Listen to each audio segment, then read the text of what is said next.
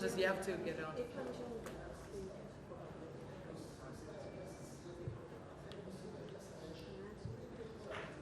It's a pity because there are so many good things, but then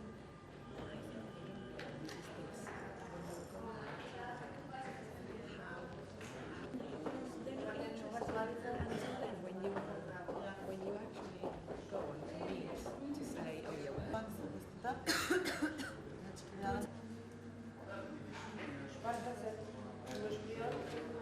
Няма ли препиота, ма няма на прекомер. Јас ке ти дадам на тие опште празници ме пополниш, може?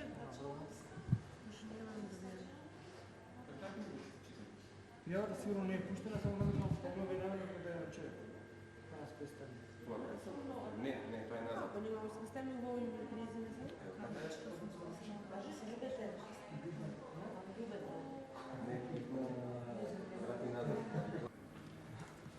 Има ли агенти ако нема да ти така?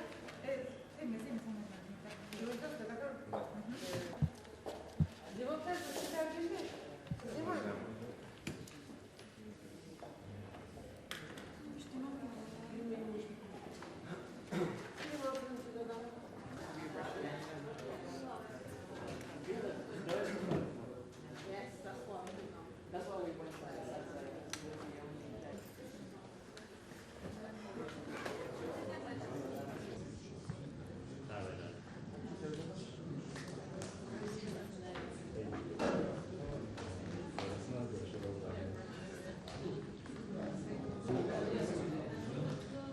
Чекај малце да дојде и ленчето.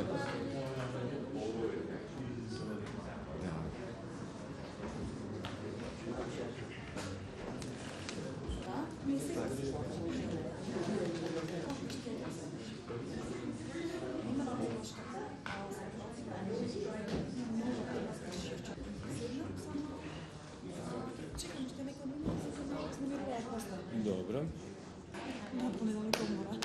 А јас сум на одмор.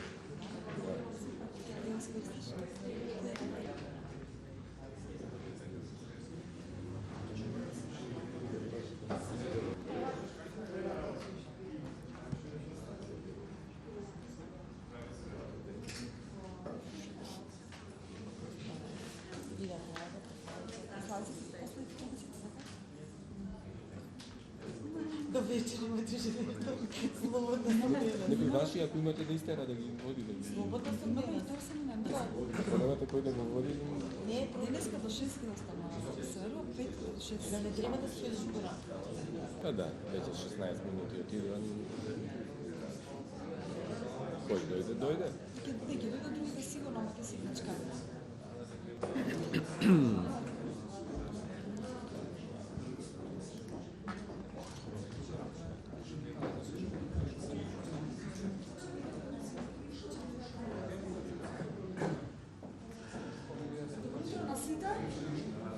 Добродојдовте и на заедничкиот настан кој Македонското здружение за заштита за безбедност и здравје при работа и Стопанската комора на Македонија кои организираат во рамките на своите вообичајни активности, но и во рамките на обележувањето на Европската недела за безбедност и здравје при работа. Значи, јас сум Ленче Зикова, раководител на Центарот за едукација во Стопанската комора на Македонија. Голем дел од вас сигурно сте присуствувале, па добро ја познавате и комората и мене, а нашиот партнер е значи Македонското здружение за безбедност и здравје при работа. Ние значи имаме веќе 3 годишна соработка со Македонското здружение, почнувајќи од 2010, 2011 и 2012. Вкупно организиравме 10 настани, ова денеска 11 настан, што значи дека во перспектива ќе нашата соработка ќе продолжи со оглед на тоа дека изминатиот ден, претходниот ден, значи на 25 вчера, подпишавме и заеднички меморандум за соработка. Во текот на изминатите години поминаа повеќе од 400 учесници на овие семинари, што значи дека потребата да се слушна за новините од Законот за безбедност и здравје, исто така и во делот на градење на свеста за оваа проблематика, расте, па од таму е интересот на компаниите да дојдат да слушнат за овие закони. Јас повеќе како организатор на овој настан и како логистичка подршка нема да зборувам многу. Ќе оставам тоа да го направат денешните експерти кои доаѓаат од соседните земји, но повеќе за таа работа ќе ве запознае колешката Славица од Македонското здружение за безбедност и здраве при работа. Благодарам. Благодарам, Менча. Јас сум Славица Денковска од Македонското здружение за заштита при работа. Со повеќето од вас веќе неколку пати среднуваме на овие семинари и ги настани кои што ние ги организираме сами. Би сакала само да кажам дека во оваа недела, која што секоја година, односно во последната недела од октомври, секоја година се одбележува Европската недела за безбедност и здравје при работа. Така и ние исто оваа година имавме низа на настани и активности во склоп на оваа недела. Неделата во понеделникот ја започнавме со еднодневен семинар во Стопанската комора на Северо-Западна Македонија, а денес, како последен ден од Европската недела, ја завршуваме повторно со еднодневен семинар во Стопанската комора, каде што сте вие членови. Денеска темата ни е покрај спроведувањето на законот за БЗР во Македонија. Имаме гости од соседните земји со кои што имаме подпишано исто така меморандуми за соработка, со кои што постојано разменуваме искуства, стручна литература, други материјали и денеска тие ќе го принесат своето искуство како во нивните земји се спроведува законот, како тие постигнуваат во обуката на вработените во компаниите и слично. Би ги поздравила гостите Мирославов и господин Владо Булухов од Бугарија, господин Здравко Мурати од Хрватска и господата Бранко Радонич и господин Драгослав Комунович од Србија. Денеска имаме презентација и на една фирма која што беше наградена од Македонија за добра пракса во примена на законот за БЗР. Тие ќе бидат на крај. За почеток го повикувам господин Љупчо Кочовски од Македонското здружение за заштита при работа. Добар ден на сите, благодарам Славица. Како што сите рекоа, со повеќето од вас се знаеме, со тие што не се знаеме, јас сум Љупчо Кочовски, раководител во Македонско здружение за заштита при работа и Focal Point менаџер за Европската агенција за безбедност и здравје при работа за Република Македонија. Најнапред да го изразам задоволството што сум тука и поздравите од председателот на Македонското здружение за заштита при работа, господин Милан Петковски, кој што беше спречен да дојде, иначе требаше Сабајлево тој да ви се обрати како поздравен говор на почетокот. Гледам дека првата точка од дневниот ред е општо за законот за БЗР и за измените кои што се најавуваат, и јас во оваа прилика ќе искористам заклучоци од една работилница која што ја одржавме пред точно една недела, значи минатиот петок, со сите компании или со повеќето компании од Македонија кои што имаат овластување за вршење на стручни работи од областа на безбедност при работа. Имено за што се работи? До нас пристигна информации, дел потврдени, дел непотврдени, дека се спремаат измени на Законот за безбедност и здравје при работа во рамки на Министерството за труд и социјална политика. Едната измена е побарана од страна на Комората на занаетчии на Македонија и помалку или повеќе занаетчиите бараат да бидат комплетно изземени од сите обврски од Законот за безбедност и здравје при работа, и можам да ви кажам дека заклучокот што беше донесен на тој состанок, кај што беа присутни нели компаниите со овластување, е дека такво нешто не би требало да се дозволи, дека не доаѓа во предвид, или ние ќе препорачаме до законодавецот да не се донесува таква измена на законот, затоа што согласно и Европската директива и нашите позитивни законски акти, законот се однесува на сите вработени во Република Македонија, без разлика дали во јавен, приватен сектор, една работа. Друга работа, самиот сектор како занаетчиство, без разлика дали се тоа само вработување или пак компании со малку вработени, е високоризична дејност, барем по големиот дел од занаетчиските работи, и дека токму таму треба да се обрне па дури и поголемо внимание при реализирањето на обврските кои што произлегуваат од законот, а не да бидат изземени од законот. Единствено што како заклучок се донесе и да им се предложи и на Комората на занаетчии и на законодавецот е дека може евентуално да се излезе во пресред на тие мали работодавачи кои што имаат само вработување или пак микрокомпании да се некако здружуваат и да ги намалат трошоците во однос на администрирање на работите, нели, евиденција, надворешно стручно лице и такви работи, за да ги намалат нивните трошоци, но никако да бидат изземени од страна, мислам, за неспроведување на обврските согласно Законот за безбедност и здравје при работа. Другата работа која што се наговестува е дека се спрема во рамките на Министерството за труд и социјална политика се подготвува тарифник, ценовник за услугите за безбедност и здравје при работа, односно компаниите со овластување кои ќе ги испорачуваат своите услуги према вас, према сите компании во Македонија, да тоа биде по ценовник.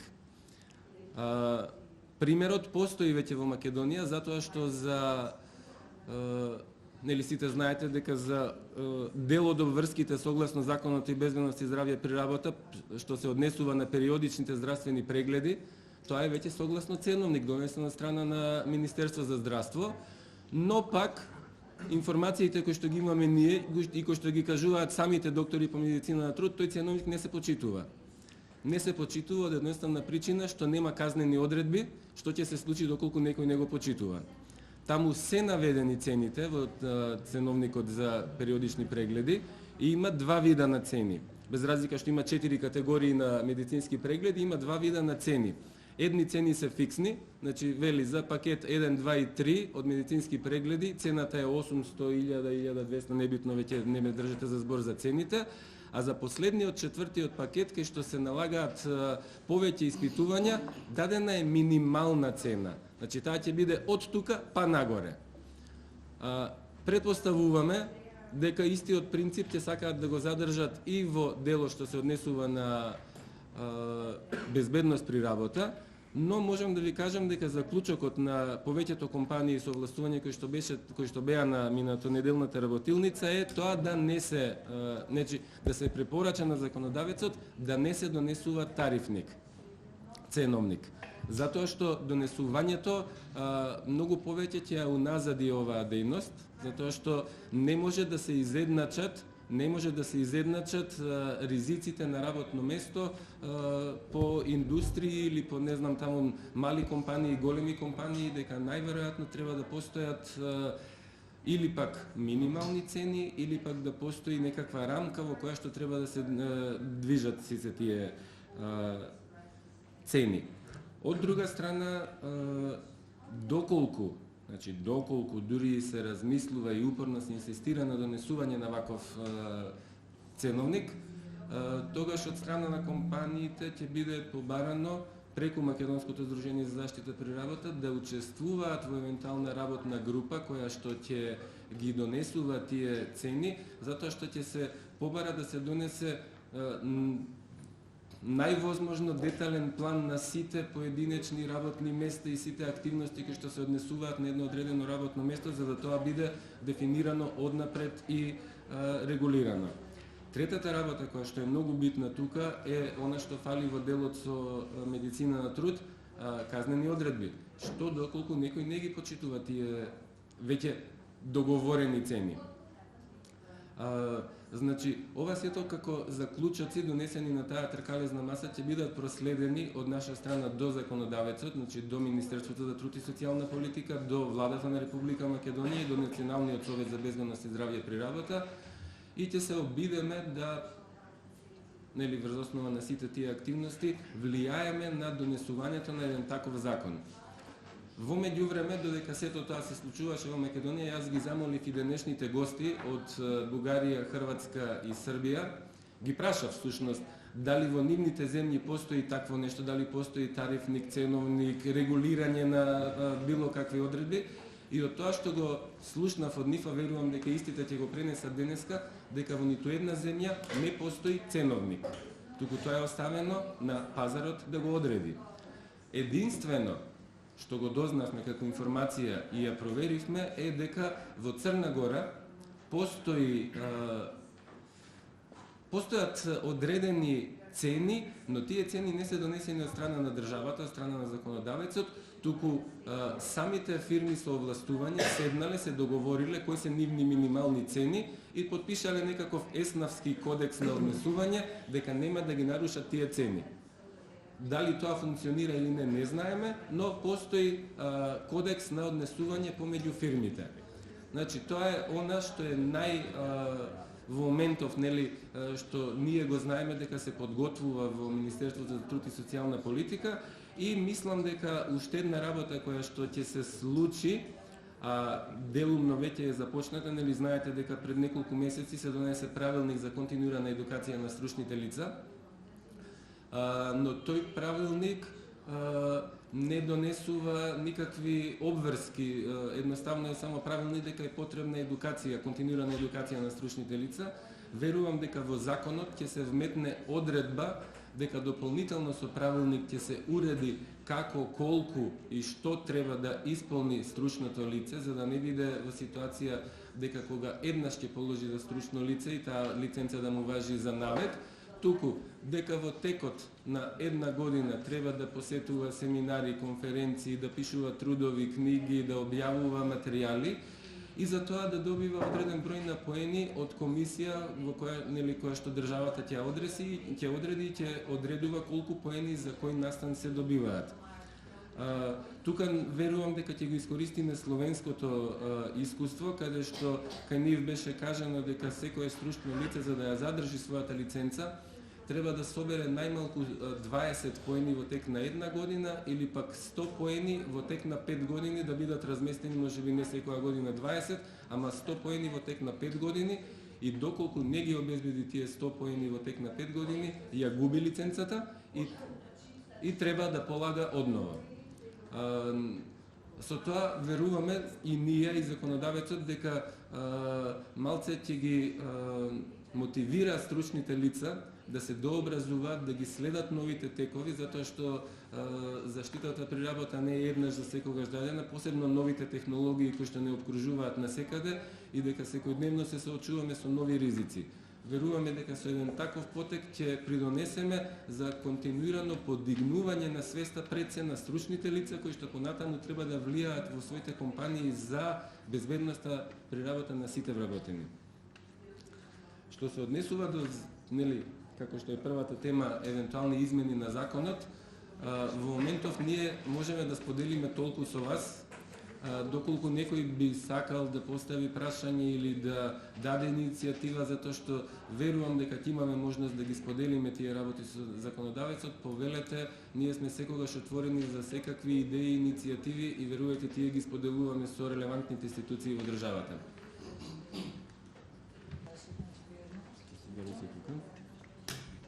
Ви благодарам. Благодарам. Ја го повикувам господин Луков од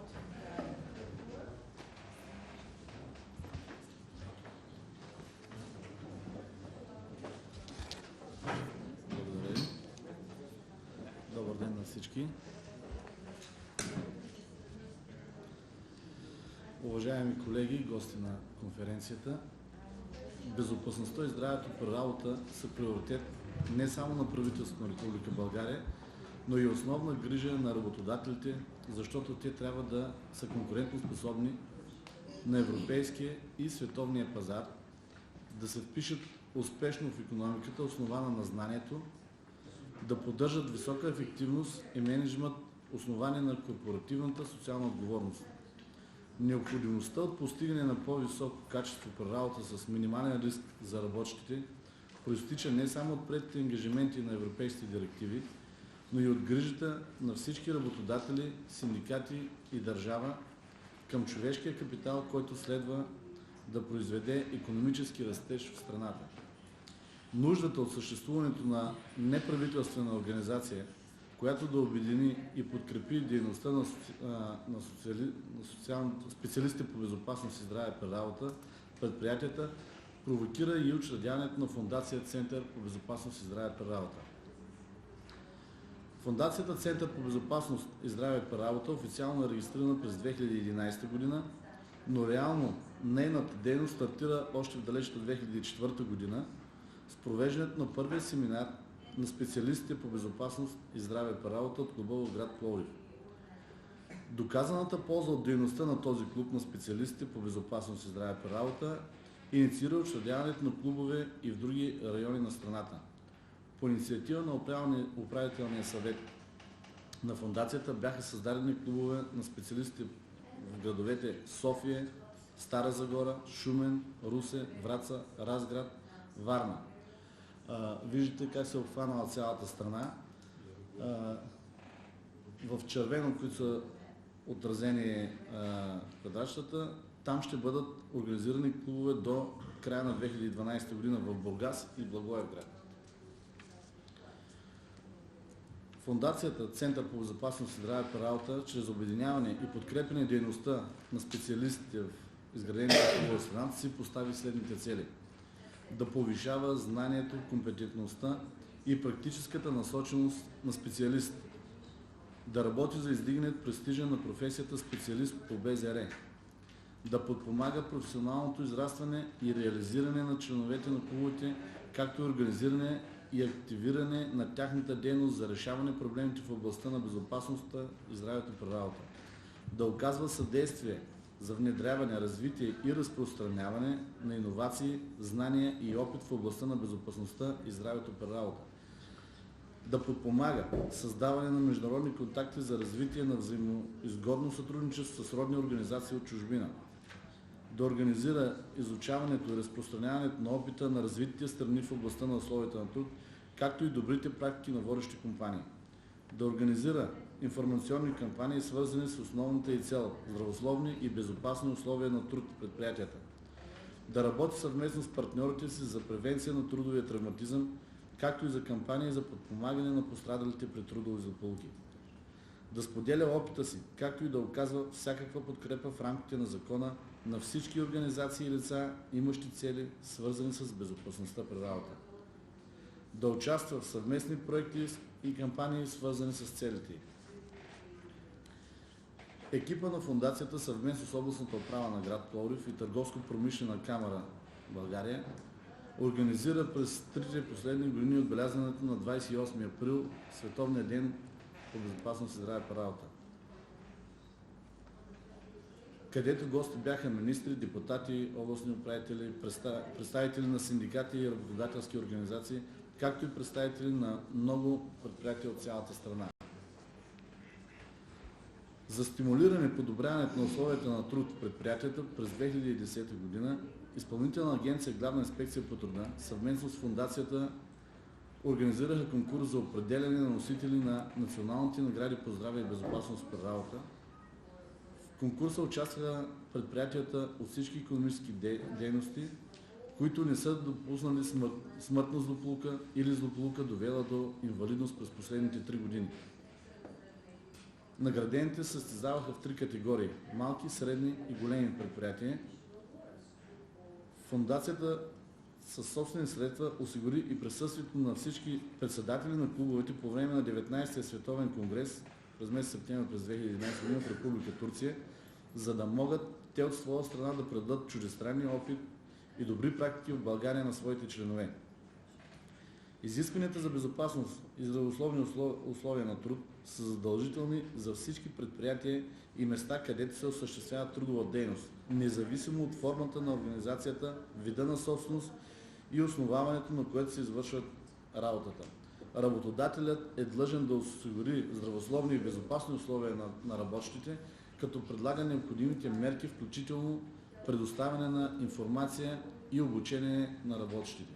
Съгласно Кодекса на труда и Закона за здравословни и безопасни условия на труд, работодателят е длъжен да осигури условия за поддържане и повишаване на професионалната квалификация на работниците и служителите за ефективно изпълнение на техните задължения по трудово правно отношение в съответствие с изискванията на изпълняваната работа и бързото им професионално развитие. Обучението по безопасност и здраве при работа е задължително за определена категория лица, посочени в наредбата на МТСП за условията и реда за провеждането на периодично обучение и инструктаж на работниците и служителите по правилата за осигуряване на здравословни и безопасни условия на труд. Задължително ежегодно обучение на представителите на комитетите и групите по условия на труд в предприятията съгласно друга наредба за обучението на представителите в комитета и групите по условия на труд в предприятията. Ето защо Фондация Център по безопасност и здраве при работа акцентира своето внимание на тази дейност като една от най-важните за придобиване на знания и умения по прилагането на законовите разпоредби. Обученията започнаха най-напред с членовете на учредените клубове на специалистите по безопасност и здраве при работа в страната. Те се организират и провеждат ежегодно при подходящи условия с необходимите специалисти, помощни материали и подходяща база. Освен обучение на специалисти по безопасност и здраве при работа, от клубовете в страната нашите усилия се насочили към изнесени обучения на място в предприятията. Основен контингент, подлежащ на обучение с специалисти от предприятията, хората, които се провеждат инструктажите, членовете на комитетите и групите по условия на труд. Това до голяма степен улеснява работодателите и самата организация по провеждането на обучението. Целите на обучението са придобиване на знания, умения и навици, необходими за осъществяване на дейността и подобряване безопасността и здравето на работното място на работещите. Прилага се интерактивна форма на обучение, като се използва мултимедия за нагледяване, изучаване материал, работа в групи, дискусии, решаване на казуси, практически упражнения, прожекции на филми и подходяща тематика и други. На всеки участник в курсовете се предава CD с нормативните документи по безопасност, здраве при работа и други нагледни материали. Като лектори предимно се канят специалисти от Изпълнителна агенция Главна инспекция по труда, институцията, която установява практиката по прилагане на законодателството в Република България, отнасящо се до здравословни и безопасни условия на труд. Някои от лекторите са представители на клубовете по безопасност и здраве при работа, които имат необходимото образование и са специалисти с дългогодишен практически опит в областта на безопасността и здравето при работа и са авторитет сред нашата гилдия. Предвидените по време на семинарите и дискусии и решаването на практически казуси помагат да се намери отговор на въпросите, които вълнуват специалистите.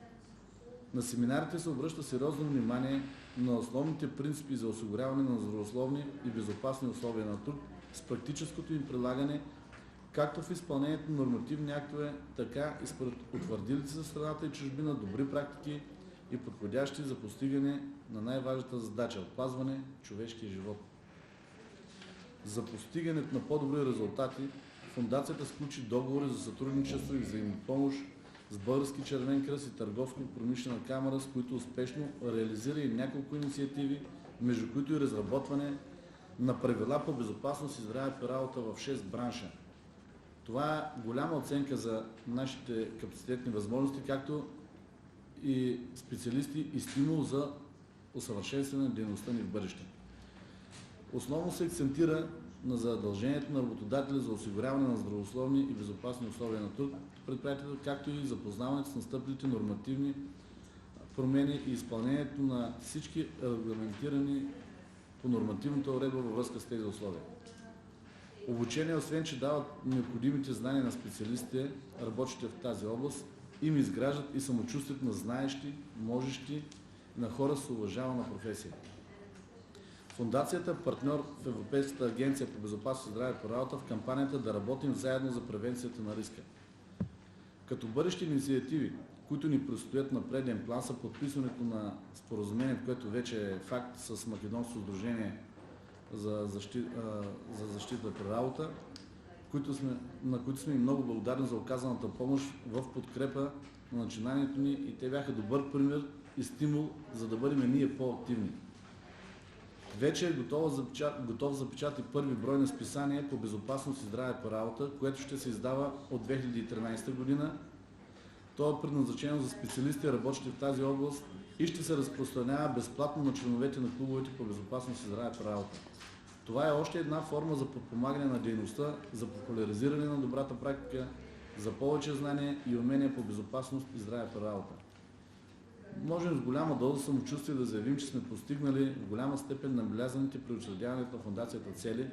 С извършените през годините работа успяхме да издигнем авторитета на професията специалист по БЗР, да разширим и обогатим знанията и опита на хората, работещи в тази област, да създадем контакти и популяризираме дейността на фондацията. В бъдеще надеждите ни са свързани с разширяване на контактите ни с други сродни организации от чужбина, от които да черпим опит и добри практики, с което да сме полезни на нашите настоящи и бъдещи членове. Това беше накратко представена фундацията, нейните цели. Надяваме се, че сме успели да обхванем голяма част от страната и да бъдем полезни на хората, които се занимават с безопасността и здравето при работа. Ако имате някакви въпроси, готов съм да ви отговоря за начина на провеждане на нашите кампании и за как стигаме до хората. Ако има някакво питане, дали ще бъде сега или после в нерегламентирани срещи, с удоволствие бих отговорил на интересуващи неща. Благодаря ви. Имаме ли прашања? Благодарам, господин Духов. Само сакам да напоменам дека кога се договарахме за организација на овој семинар, Стопанската комора прифати презентациите да ги говорат на мајчин јазик. Надевам дека не е проблем. Сакала да ви дадам допълним македонското здружение.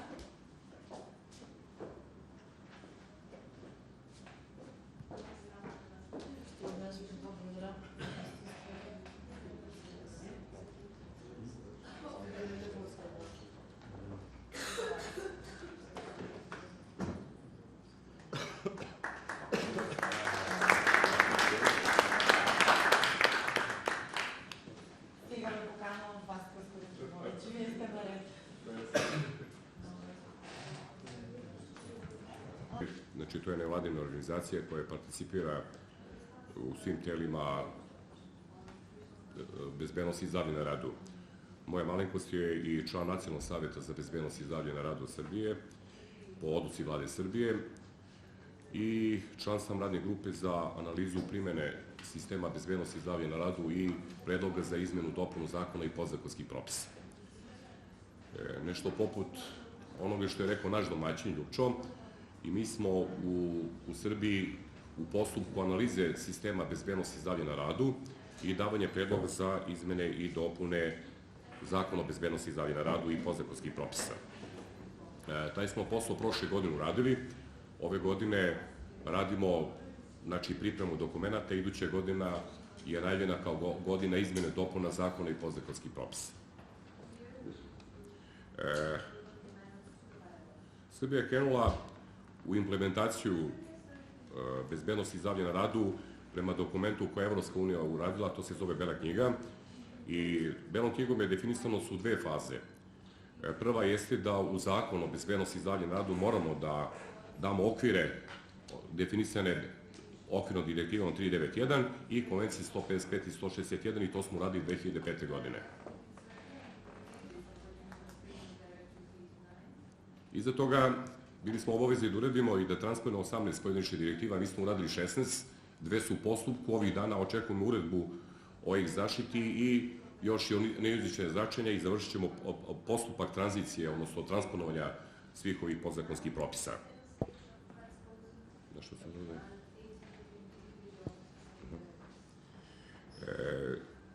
Ono što okvirna direktiva definisala, to je oni 5 specifičnih aktivnosti za poslodavce, a to je da procene rizike i se izvrši procene rizike i identifikaciju opasnosti i štetnosti, da se definišu preventivne mere obaveštenja zaposlenih njegovim predstavnicima, osposobljavanje zaposlenih i zdravstvena zaštita, to smo implementirali i definisali kroz podzakonski propis.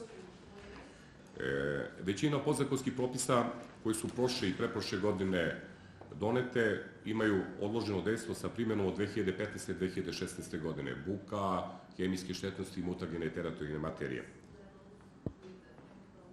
Ovih dana očekujemo neposrednu primjenu preventivnih mera vezano za azbest, teret i ekrani su zaživjeli. Ono što je okvirno, što je definisano pojedinačnim direktivama. Ono što je uočeno u Srbiji, a što je uopšte definisano da je to izuzetno složen proces. Da je potrebno dosta vremena kao i kvalitetnih stručnjaka za implementaciju vladavine prava Evropske unije i oni koji rade u primjeni i koji žele da transponuju evropska pravila moraju da poznaju ta pravila. Znači moraju da prođu školu Evropske unije da bi mogli da odgovore zadatom, odnosno tom zadatku. Tu postoji ona obaveza koja kao minimalno mora da se transponuje zakonodavstvo, a ujedno da se poštuju postojeće zakonski propisi. I mi u Srbiji smo bili suočeni sa tom obavezom. Radili smo dosta, od 2001. godine smo radili, od 2005. je krenulo i još radimo u tom postupku i obavezi smo stalno da to inoviramo. Želim samo da naglasim da sve zemlje članice Evropske unije su dobili podršku materijalnu i stručnjaka iz Evropske unije. Srbija radila svojim sredstvima, svojim, normalno uz pomoć ljudi i tela koji su u Srbiji, odnosno predstavnika Komisije Evropske unije. To je upravo taj put koji sam želeo da pokažem, od Brisela, evropskih direktiva, Beograda do nacionalnog zakonodavstva i normalno kasnije tu u praksi mora poslodavac da uradi. I u cijeloj ovoj priči stoji ovaj desni kvadrat, to je informacija, komunikacija, sprovođenje i primjena. Znači, možemo da uradimo i dobar zakon, da imamo dobru postavku. Ako nemamo ovu saradnju između zakonodavstva i poslodavca, onda sistem ne može u dobroj meri da zaživi. I mi tu određenih problema imamo, kao i sve zemlje u tranziciji. Ključni faktori u postupku primjene su bili, znači, vlada koja je imala obavezu da to se ugradi. Da bismo mogli sve da implementiramo, zakonom je definisano o bezbednosti, a i dokumentima Vlade Srbije, oformljena je posebna uprava za bezbednost i zdravlje na radu.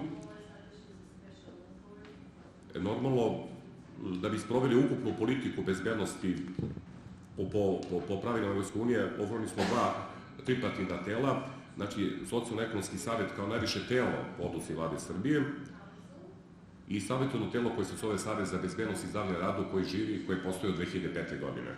Ovo je 3. mandat tog savjeta kako radi u Srbiji. Normalno, jako bitna za promociju bezbednosti i zdravlja na radu saradnja socijalnih partnera. Dalje, po dubini su bitni i granski kolektivni ugovori, odnosno taj deo kako poslodavci i u okviru grana uređuju materiju, i od prošle godine i ove godine u veliko imamo pojedinačnih granskih kolektivnih ugovora metalaca, hemije, građevine, poljoprivrede, koji definišu bliže materiju za svoju granu. Ono što je dobro u zadnje vreme, a to je da grane, odnosno granski ugovori traže pojedinačne kolektivne ugovore u delu bezbednosti i zdravlja na radu, i to je poseban doprinos na bazi svih ovih sesija koje smo imali sa Evropskom unijom. Ja mislim da je tu najviše i doprinelo iskustvo Norveške, s obzirom da se sprovode projekat koji upravo to nam ukazuje. Jedan veliki problem jeste da bi ceo sistem zaživeo, pošto ima dva stuba, bezbednost i zdravlje i služba medicine rada, i mislim da je tu najveći problem kod zemalja tranzicija, a kod nas u Srbiji je jako iskazan, vidjet ćete kasnije u kasnijoj prezentaciji. Kao što vidite, ovo su glavne aktivnosti bezbednosti sa gledišta Evropske unije, gde se upravo insistira na proceni rizika, nadzoru i praćenju sprovođenja procene rizika, i upravo se traži ta uloga koja je savjetodavna na svim nivoima. Znači, od poslodavca, predstavnika zaposlenih, obuke, edukacije, i uvek se insistira na onom procesu stalnog učenja i osposobljavanja na svim nivoima, odnosno podizanje svesti na svim nivoima. Mislim da je to manjkavost ne samo u Srbiji, pošto sam radio na projektima mreže bezbednosti i zdravlja na radu, vidio sam da je to uglavnom skoro svih zemalja koje su u tranziciji, koje su pridružene, pa čak i one koji su pristupile Evropskoj uniji u zadnjih 4 godine, da ovaj problem imaju. I da je to složen proces i da je iskustvo poput norveškog, koje sam juče čuo, dobro, 40 časova učenja za svakog i tako dalje. Normalno, u svim dokumentima Evropske unije se insistira na promociji zdravlja, na svim nivoima. A ono što je povratno kao kurativno dejstvo, to je rehabilitacija nakon događaja, incidenta, to je povratak na radno mesto i briga i države i poslodavca za onog radnika koje je doživeo. U preporukama nacionalne strategije u Srbiji uočeno je da postoji diseminacija dobre prakse na lokalnom nivou, da na procesu edukacije mora se radi, a posebno edukacije zaposlenih, da mora da se razvijaju jedinstveni alati za lakšu procenu rizika i da ona kao takva bude dostupna svima, ne samo poslodavcu, ne samo stručnjacima, već i onome koji treba da sprovede, to je zaposleni, odnosno radnik. Ono na čemu posebno se insistira, to je izrada informacija i smernica, i u našoj analizi koju smo radili u Srbiji videli smo da ih nema dovoljno. Zato su nam iskustva iz projekata, od donatora, od ovakvih promocija, od ovakvih nedelja bezbednosti i svjetskog dana jako bitna, jer dobijemo dobra dokumenta koje ćemo kasnije da ugradimo u naša dokumenta. Pored toga, insistira se na diseminaciji informacije i bolje pristupu savjetodavnih usluga. Uočena je pojava da spoljne usluge prevencije i bezbednosti i zdravlja nisu dobre i nisu dovoljni, da se traži viši kvalitet i normalno da budu finansijski dostupna. Upravo jedno iskustvo Makedonije, kao što se nameće, to je taj tarifni sistem i tarifnik. A ono na čemu se insistira, to je uloga posebno nadzornika, odnosno inspekcije rada, kao posrednika u promociji boljih usklađivanja sa zakonskih obaveza u malim i srednjim preduzećima. Ono što je u Srbiji uočeno, a što mislim da je i u okruženju, a to je da je zakon promovisao jedan tip za sve poslodavce, nije uzeo obzir veličinu preduzeća, a to su mala srednja preduzeća, a to je na preambula iz rezolucije i strategije i direktive 391, a to je zarad razvoja malog i srednjeg preduzetništva, neuvođenje administrativno-birokratskih barijera. I mislim da je to problem ne samo u Srbiji, nego i u širem okruženju, zato što je rađeno prema modelu velikih. U okviru rasprave koje smo sprovodili u Srbiji, razgovarali smo kakva je naša praksa, kakvi su nam propisi, pre svega kakvi su nam propisi, koliko su kao takvi primenjivi u praksi, koliki je naš uticaj da sistem zaživi u potpunosti. I sprovodili smo više radionica, više debata, uglavnom krajem završne godine, pa i prošle imali smo ove godine imali smo prošle godine 22. decembra jednu veliku raspravu, imali smo 5. maja isto raspravu i stalno razgovaramo o temu na svim nivoima, a i na stručnim savjetovanjima. Posebno je, a i to sam prikazao u svojoj prezentaciji, kako je mišljenje stranih investitora, pre svega Bele knjige i Američke asocijacije industrijalaca, kako je mišljenje Evropske komisije u fazi pripreme pristupanja dokumentima i mišljenje našeg Saveta za bezbednost i inspektorata vezano za zakonodavstvo. Ovo je blok šema funkcionisanja sistema bezbednosti i zdravlja radu koja je jako složena u Srbiji. Imamo levo sa vaše strane poziciju, to je deo socijalne politike, i desno koje se tiče zdravlja. Znači imamo dva ministarstva i dubinu vezano kako to izgleda ta blok šema. Ta blok šema je posle razbijena svako za sebe pojedinačno i jako je složena. Ona uključuje sve sudionike, znači državu, kroz ministarstva, inspektorate i uprave, obrazne institucije, stručnjake i normalno poslodavce i njihove asocijacije. Oko mišljenja inspekcije rada, posebna dilema je uloga i mesto stručnjaka za bezbednost i zdravlje na radu. Naš sistem dozvoljava da poslodavac do 10 zaposlenih u pojedinim delatnostima može sam da obavlja poslove bezbednosti i zdravlja na radu bez posebne edukacije. Naše mišljenje, s obzirom na složen proces bezbednosti, s obzirom na brojne zadatke koje poslodavac mora da ima, da mora da prođe kroz neku obuku i neku edukaciju. On ne mora da bude stručno lice koje će da polaže, ali mora da poznaje elementarne obaveze, odnosno ono prava obaveze iz bezbednosti i da bi ih kasnije primenio. Mišljenje inspekcije jeste da daje odlične rezultate kada se radi o poslodavci koji poznaje, znači, celokupan proces rada i mere za bezbednost i zdravlje radu. I mislim da lično mišljenje da ova granica treba da se pomerimo, to je moje mišljenje, ja sam ga podelio, da će biti 20-50, o tome će zakonodavac odlučiti, ali da tog poslodavca isto to moramo da uključimo u proces učenja i obavezne edukacije iz oblasti bezbednosti i zdravlja na radu, a da sam bira model kako će, da će spoljnu kuću imati i lice ili će biti sam edukovan. Znači, trebamo omogućiti da bira sam. Mislim da tu dobrih iskustva ima i meni će biti drago i zamolit ću gospodina iz Norveške da nam tu pomogne s obzirom da je prisutan u Srbiji jer je taj model dobar po meni. Ima i irsko model, ima norveški, ali su dobra iskustva.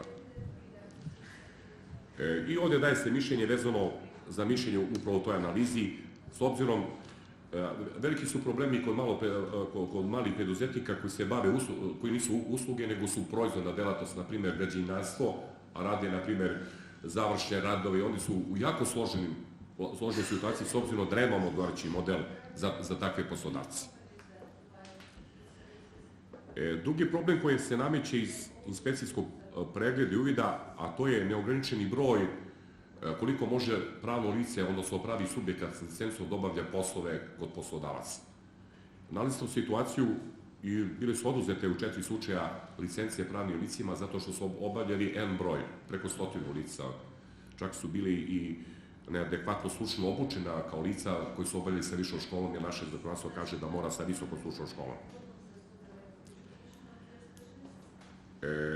U vezi akta o proceni rizika i tu postoji dosta dilema, a to je da je utvrđeno, na primjer, 2011. godine inspekcijskim pregledima da je 46% poslodavaca uradilo na odgovarajući način i dalo u pismenoj formi odgovarajući dokument koji se zove akt o proceni rizika. U 32% slučaja to je uradila pravna kuća, odnosno spojna kuća, i dok je 20% poslodavaca samo obavio taj posao. 2% nije regulisalo pitanje, odnosno od broju koji inspekcijskog pregleda bila.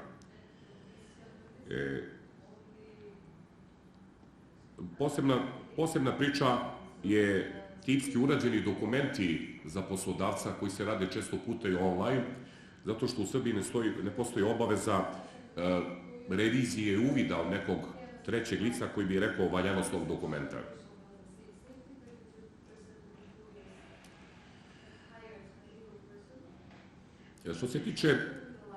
Što se tiče problema primjene u praksi, i tu postoji razlike u zavisnosti od veličine preduzeća i postoji dosta veliki broj nedostataka u donetim dokumentima, pre svega u aktima.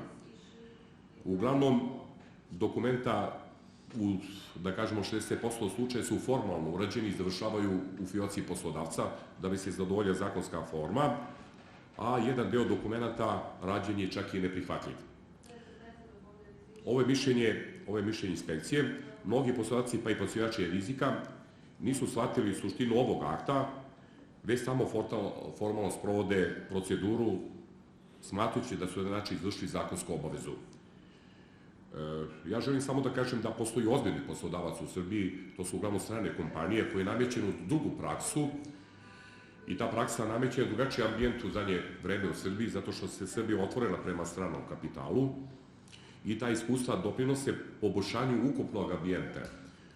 Ti poslodavci, opet kažem, u onom okruženju gde sam ja bio i na bazi anketa koje smo sproveli, dovode do jedne nove prakse, a to je taj uvođenje monitoringa u sistemu bezbednosti na svim nivoima. Znači, nije samo formalne prirode. I to su ovi krugovi koji sam rekao, procenti gde se vidi ko je kako uradio i da li uradio. Ovde se vidi da je od ukupnog broja koje u inspekciji rada 47% poslodavaca u pismenoj formi utvrdilo lice za bezbednost i zdravlje na radu, onda u pravom križu 20% da sami obavljaju poslodavci, da su u 31% angažali pravno lice sa licencom i 2% koji nisu taj posao uredili, uglavnom se to radilo i završilo nalogom inspekcijskih organa. Ovo je analiza, u Srbiji postoji negde oko 500 pravnih subjekata koji rade poslove kao treća lica. Ovo su stubovi kako je to uređeno u Srbiji i gde se nalaze te institucije. Vidite, u prvom stubu 121 su pravna lica, znači preduzeće sa ograničenom odgovornošću, 63 su agencije, znači preduzetnici, 44 firme su koje su državna preduzeća, to su uglavnom javna preduzeća, javna komunalna preduzeća, vodovod i slično, na primjer, ili su naučne institucije, 12 je zdravstvenih institucija, 11 visokostručnih ustanova Znači, ukupno 251 koji smo pravili anketu na bazi onoga što je ministarstvo stavilo na sajt. I to vidite u ovim krugovima, znači vidite najveći broj procenata da su pravna lica kao spoljne službe, znači 48%. U Srbiji, s obzirom da postoji obaveza da poslodavac po članu 37. zakona ima obavezu da stručno osposobi lica, u Srbiji oko 7000 osposobljeno lica za bezbednost i zdravlje radu. Opet napominjem da je posebno diskutabilno obavljanje poslova i uređivanje poslova bezbednosti i zdravlja radu kod malog poslodavca do 10 ono mikropreduzeća. I ovaj listing, kada smo pravili po godinama polaganja uspešno, neuspešno, ali je bolja lista po stepenu stručne spreme, gde smo utvrdili da je negde oko polovine neadekvatno školski obrazovano, a to su da obavljaju poslove od 3. stepena, znači KV radnik, znači strukovni radnik, do više visoke strukovne škole i fakultetski obrazovnik. Imamo čak i slučajeva, 13 slučajeva sa doktorskim diplomama.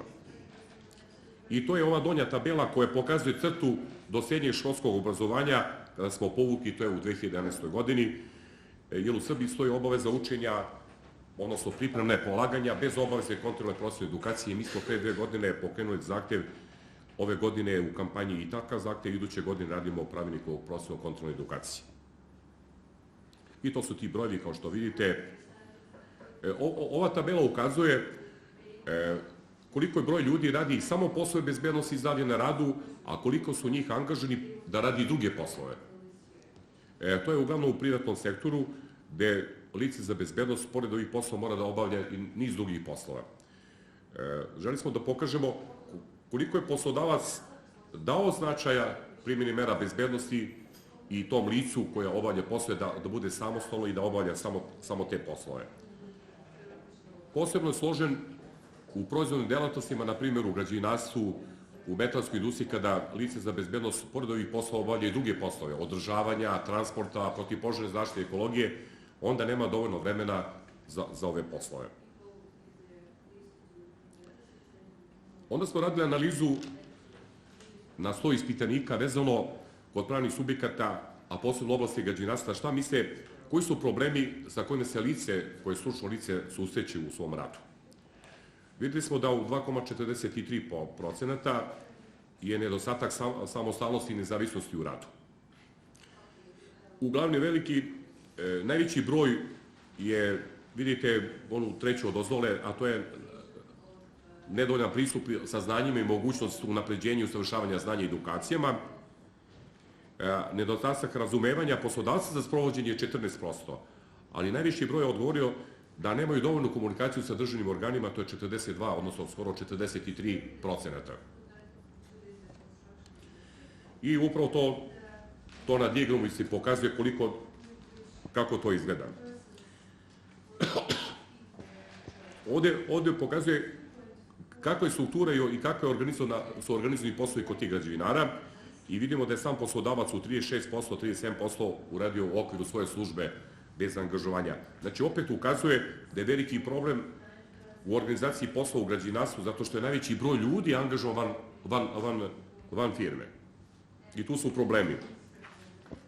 Problemi su i kada u velikim tvrtkama, odnosno u velikim preduzećima, radi samo jedno lice za bezbednost i ne postoji mogućnost da pokrije sva gradilišta i sve one lokacije koje izvodi poslodavac. I ovo su, na ovom motogramu upravo vidite one obaveze koje mora to lice da sprovede, posebno u građevinarstvu. Da mora uputstva da sprovede, da je potrebno, to su problemi sa kojim je suočen, da je potreba za jasnim definisanjem položajem i ulogom u oblasti bezbednosti. Zakonom nisu osigurani svi preduslovi za obavljanje poslova bezbednosti. Nije stvoren dovoljno ambijent za stvaranje inicijative koje će služiti kao servis poslodavcima i radnicima. Misli se na konsultacije, na edukacije, na savjetnu ulogu, na promociju, na istraživanje. I normalno, ono na čemu posebno Evropa insistira, to je stvaranje dugoročnih planova i strategije i programa za svih sudionika u oblasti bezbednosti i promocije, odnosno dizanje svesti o primjeni mera bezbednosti i zdravlja na radu. I ovo su ti nedostaci koji su utvrđeni. loša saradnja između svih sudionika u sistemu, nesprovođenja mera i rokova iz akcionih planova i strategije bezbednosti i zdravlja na radu, nepostojanje obavezno stručnog usavršavanja edukacije na svim nivoima, nepostojanje profesionalne i kontinualne edukacije, na posebno ukazujemo, i mi smo juče videli ima više modela. Imali smo engleski model, imali smo irski model, imali smo priču vezano iz Evropske agencije, imali smo priču u Makedoniji, imali smo Norveške. Znači, može da služi kao komparacija i kao put kako možemo da dođemo od toga na koji način da radimo i na koji način da dižemo svest, a pre svega oni koji su i poslodavca i zaposleni, a pre svega lica, pošto govorimo o nama, a to je kroz profesionalnu kontrolnu edukaciju. U sistemu nisu stvoreni posebni zakonski preduslovi za potpuno obavljanje posla bezbednosti unutar samog sistema. Nepostojanje propisanih zakonskih obaveza, izrada akta o proceni rizika vezano i za njegovu kontrolu o primjeni, osposobljavanje zaposlenih, stručno usavršavanje. I poseban problem jeste nepostojanje dobre statistike u vezi sa povredom rada i profesionalnim oboljenjima, koje u Srbiji je veliki problem, što smo i ukazali, i tu nam je pomogla Međunarodna organizacija rada, kada smo održali konferenciju 22. decembra 2010. godine, napravili vodič za tu primjenu.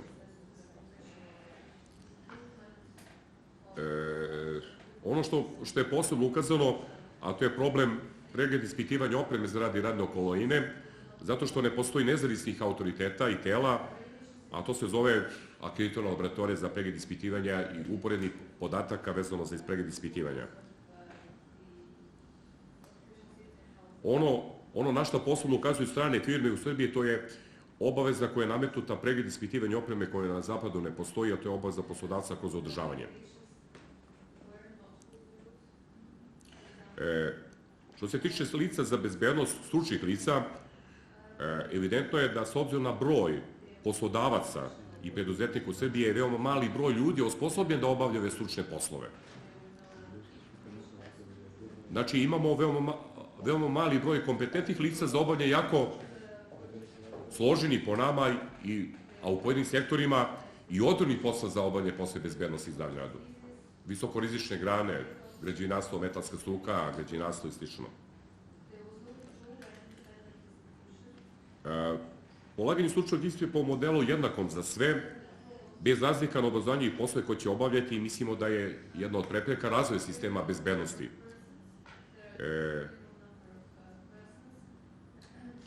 Što se tiče samog programa, mislili smo i stavili smo primjedbu da program mora samo se inovira, bar jednom godišnje, i da se kao takav menja, i ova prezentacija ne poklapa se s onim što je prošle mesece urađeno. Srbija je inovirala svoj program polaganja stručnog ispita i menjaće ga godišnje, analiziraće ga godišnje.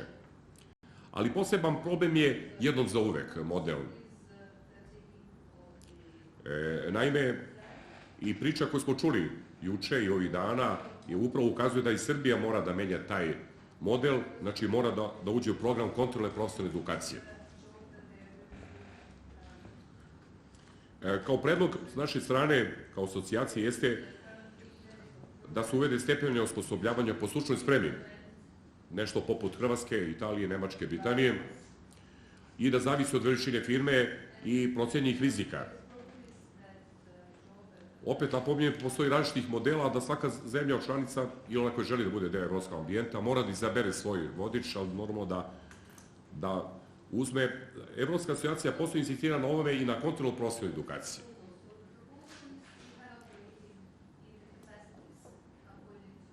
Mislim da je dobar model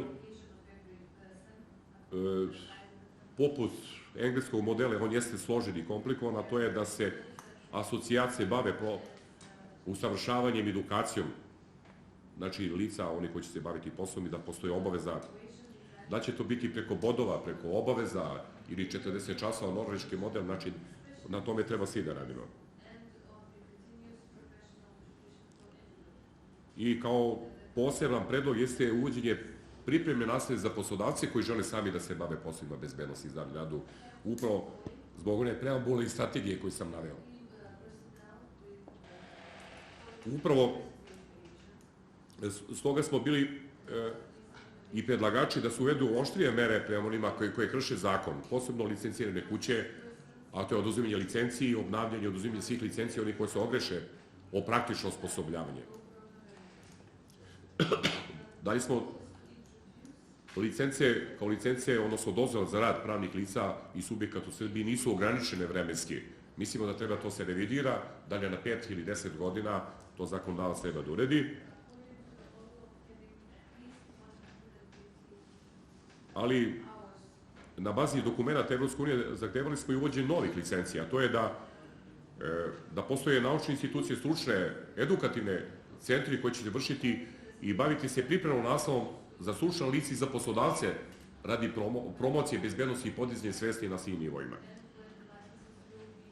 Mišljeni smo da u prelaznom periodu to mogu da rade državni organi, ali to nije posao države, to je posao javnih institucija, mogu da budu tenderi, mogu da budu zvanične dokumenta, ali nikako država ne treba se tim bavi, nego praćenjem i primjenom, odnosno propisivanjem normi.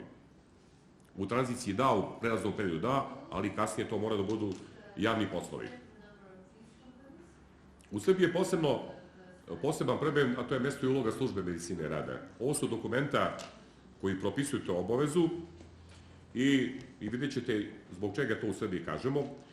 Svetska zdravstvena WHO organizacija kaže, ovo je promocija, ovo je strategija, a to je jačanje politike, zaštite zdravlja, jačanje službe medicine rada, unapređenje radne okoline, ustrojavanje odgovarajućih službe medicine i javnog zdravlja, razvoj kriterijuma normi, standarda i zaštite zdravlja radnika.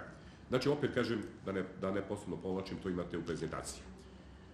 Ovo je zvaničan dokument koji kaže da od 3 milijarde radnika u svetu, odnosno od tog broja, 80% nema pristupa medicine rada, odnosno nije dobro regulisana taj oblast.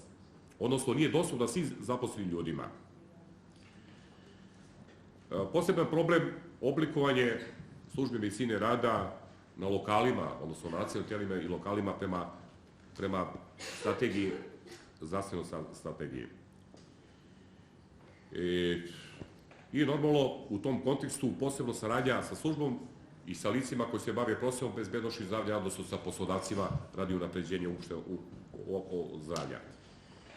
I ovde je prikazan upravo razvoj na nivoima službe medicine rada u periodu od 50. godine do 2010. godine, govorim u formi razvoja službe i zakonodavno propisivanje obaveza.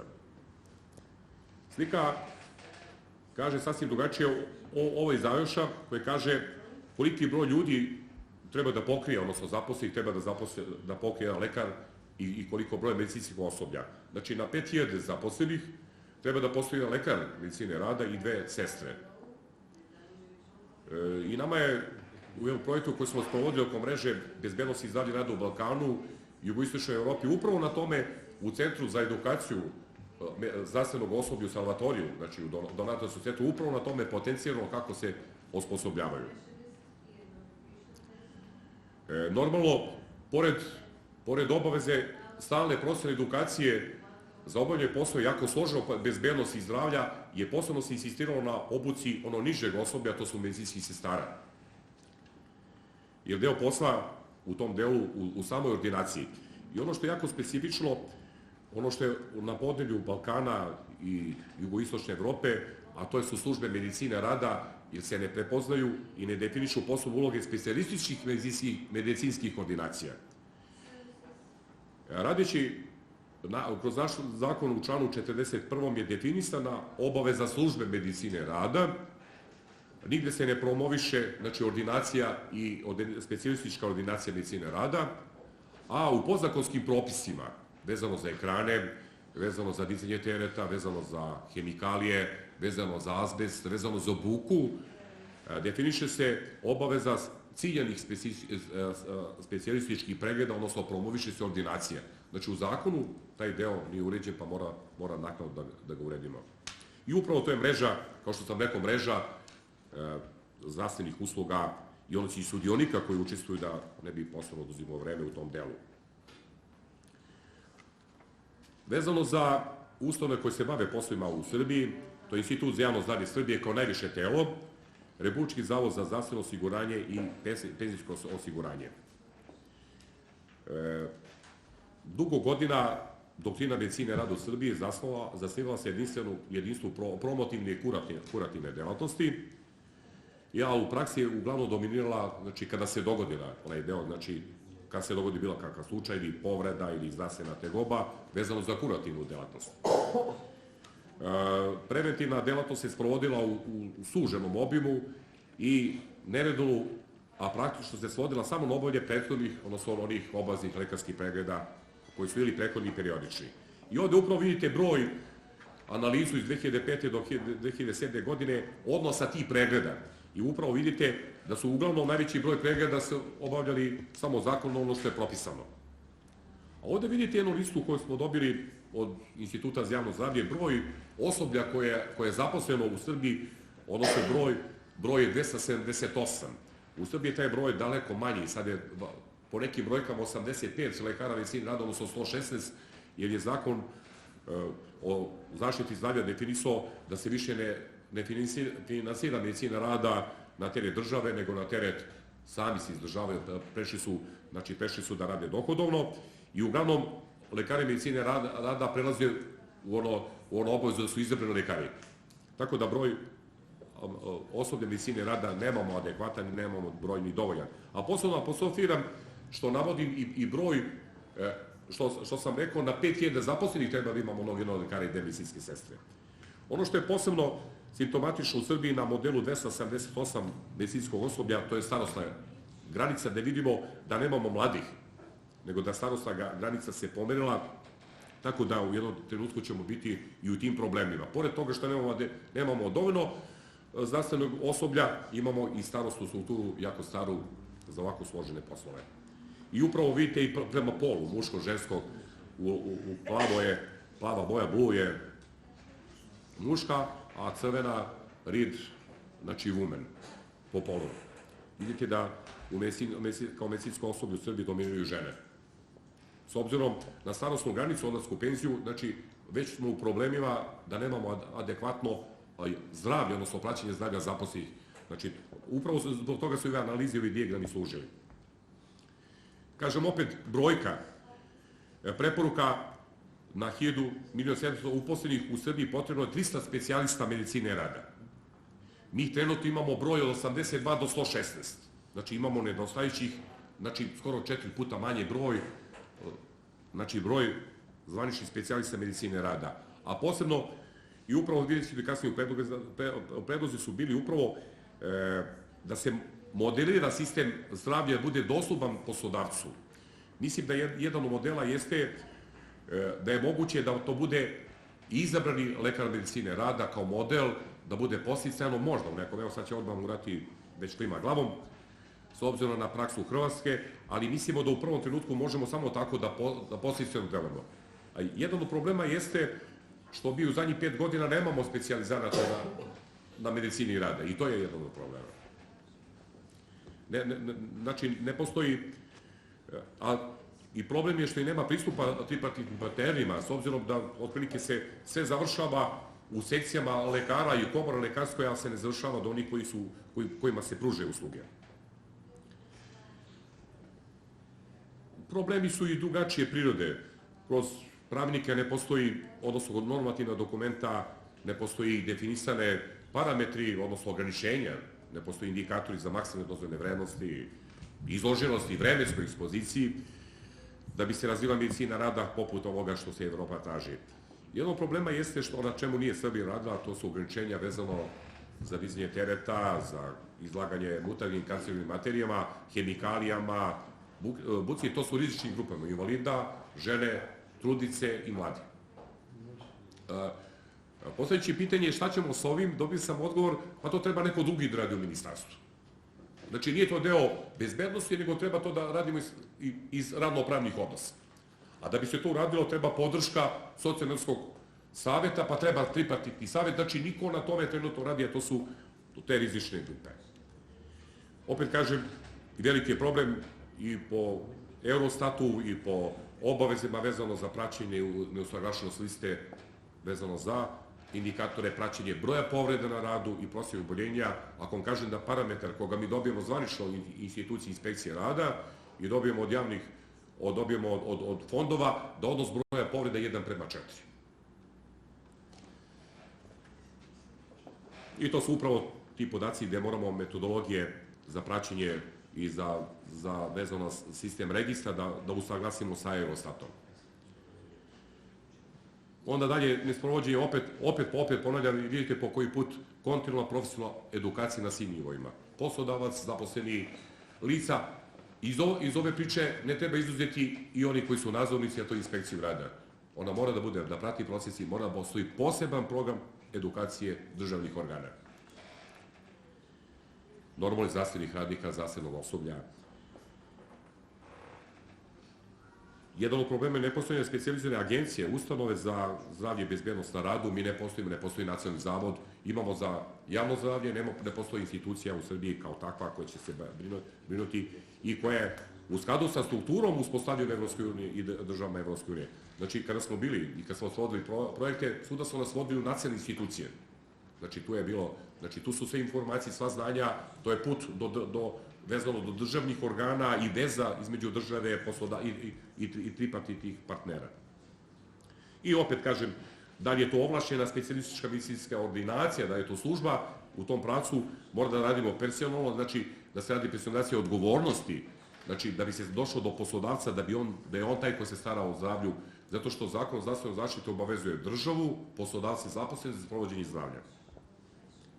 I ovo su priče mišljenja Evropske unije, odnosno oko skrininga, oko analitičkog pregleda utvrđeno je da dobar deo pravilnika u Srbiji nije usklađen sa 30 drugih direktiva koje se odnose na to područje. Tačnije da nisu osigurane takozvani administrativni kapaciteti za sprovođenje svih direktiva.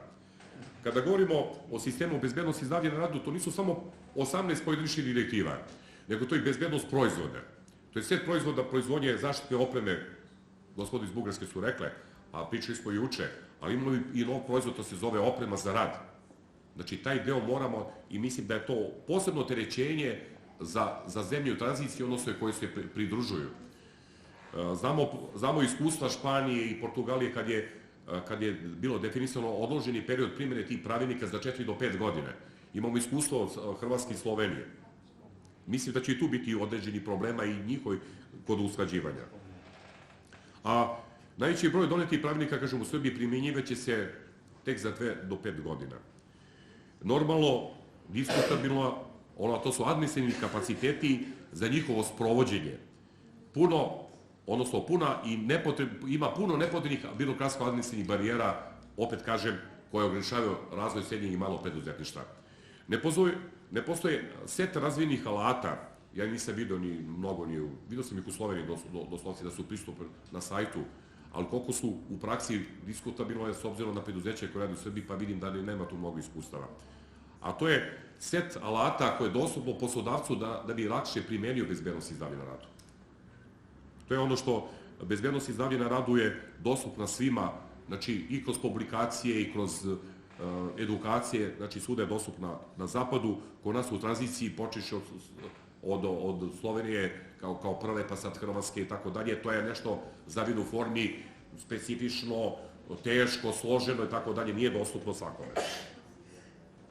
Ono što je bitno, početi ga u potpunosti, a to je mišljenje Evropske komisije vezano za dokumenta i napretku spremnosti Srbije za status kandidata. Ukazuje na obavezu usklađivanja sa evropskom praksom, da su na snazi i dalje pravilnici još iz vremena bivše FNRJ.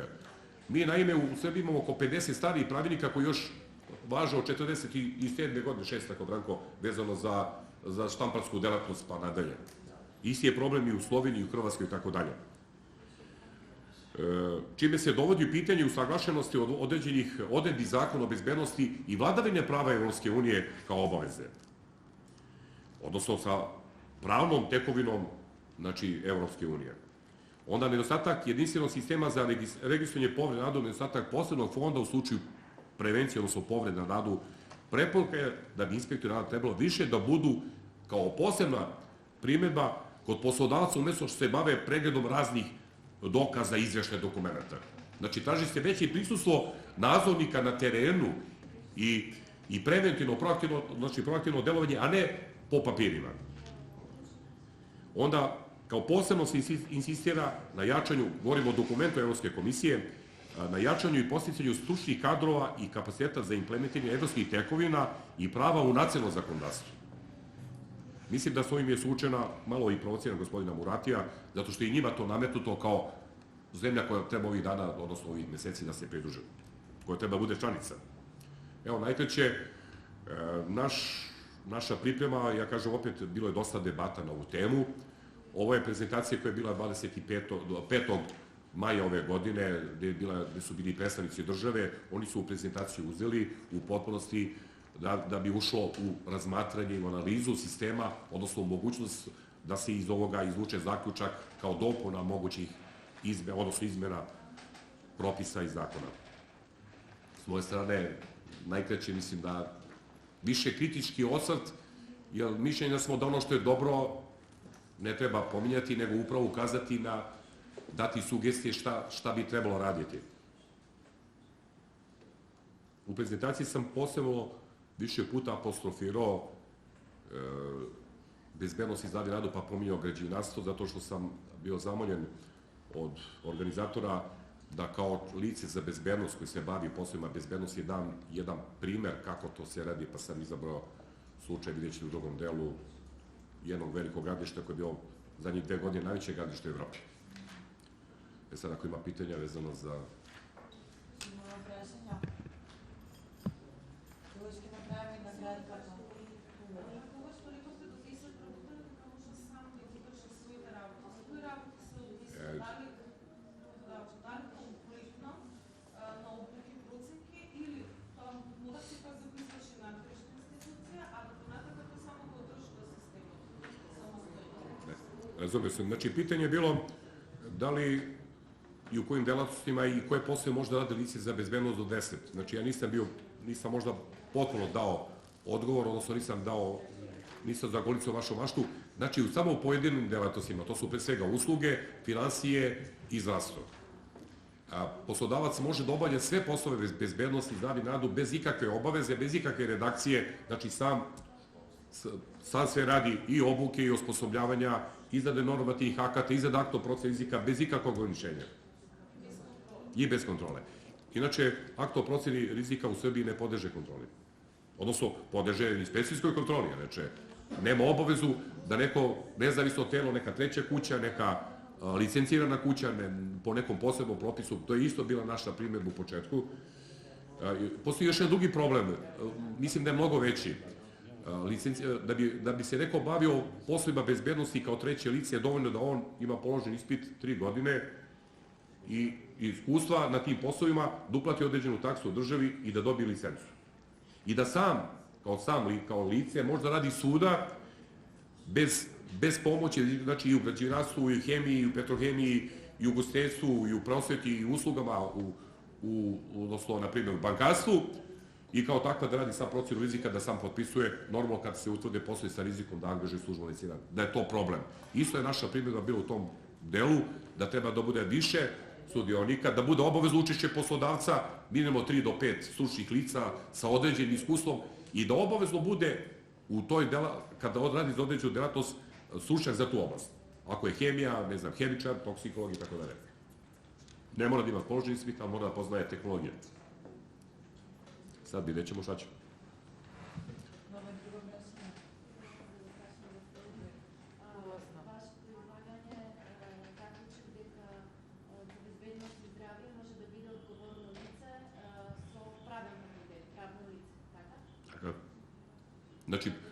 Znači, poslodavac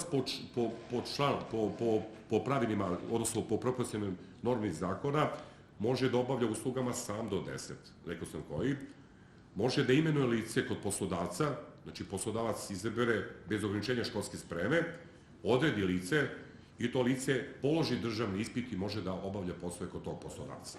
Ili će da angažuje, slušajte me dobro, pravno lice, odnosno preduzetnika. U Srbiji može da bude i preduzetnik, znači agencija, SZR i tako dalje. Ne mora da bude pravno lice samo. Razlika je samo u privređivanju, odnosno prema obveze, prema finansijama, prema državi i tako dalje. Znači, kod tog lica, ako je pravno lice ili preduzetnik, on mora da ima visoko stručnu spremu i 3 godine najmanje piše sfera zaštite, znači piše tačno ko je radio na posebna zaštite na radu, ekologije i protivpožarne zaštite. I da ima najmanje iskustva u toj struci na najmanje 3 godine. Možda 2 riječi, možda i nije bitna struka, bitna stručnost. I osoba u poslu i nije. Zapravo mi smo još uvijek skloni da su tehničke struke bliže. Novi narodi postoje izuzeci.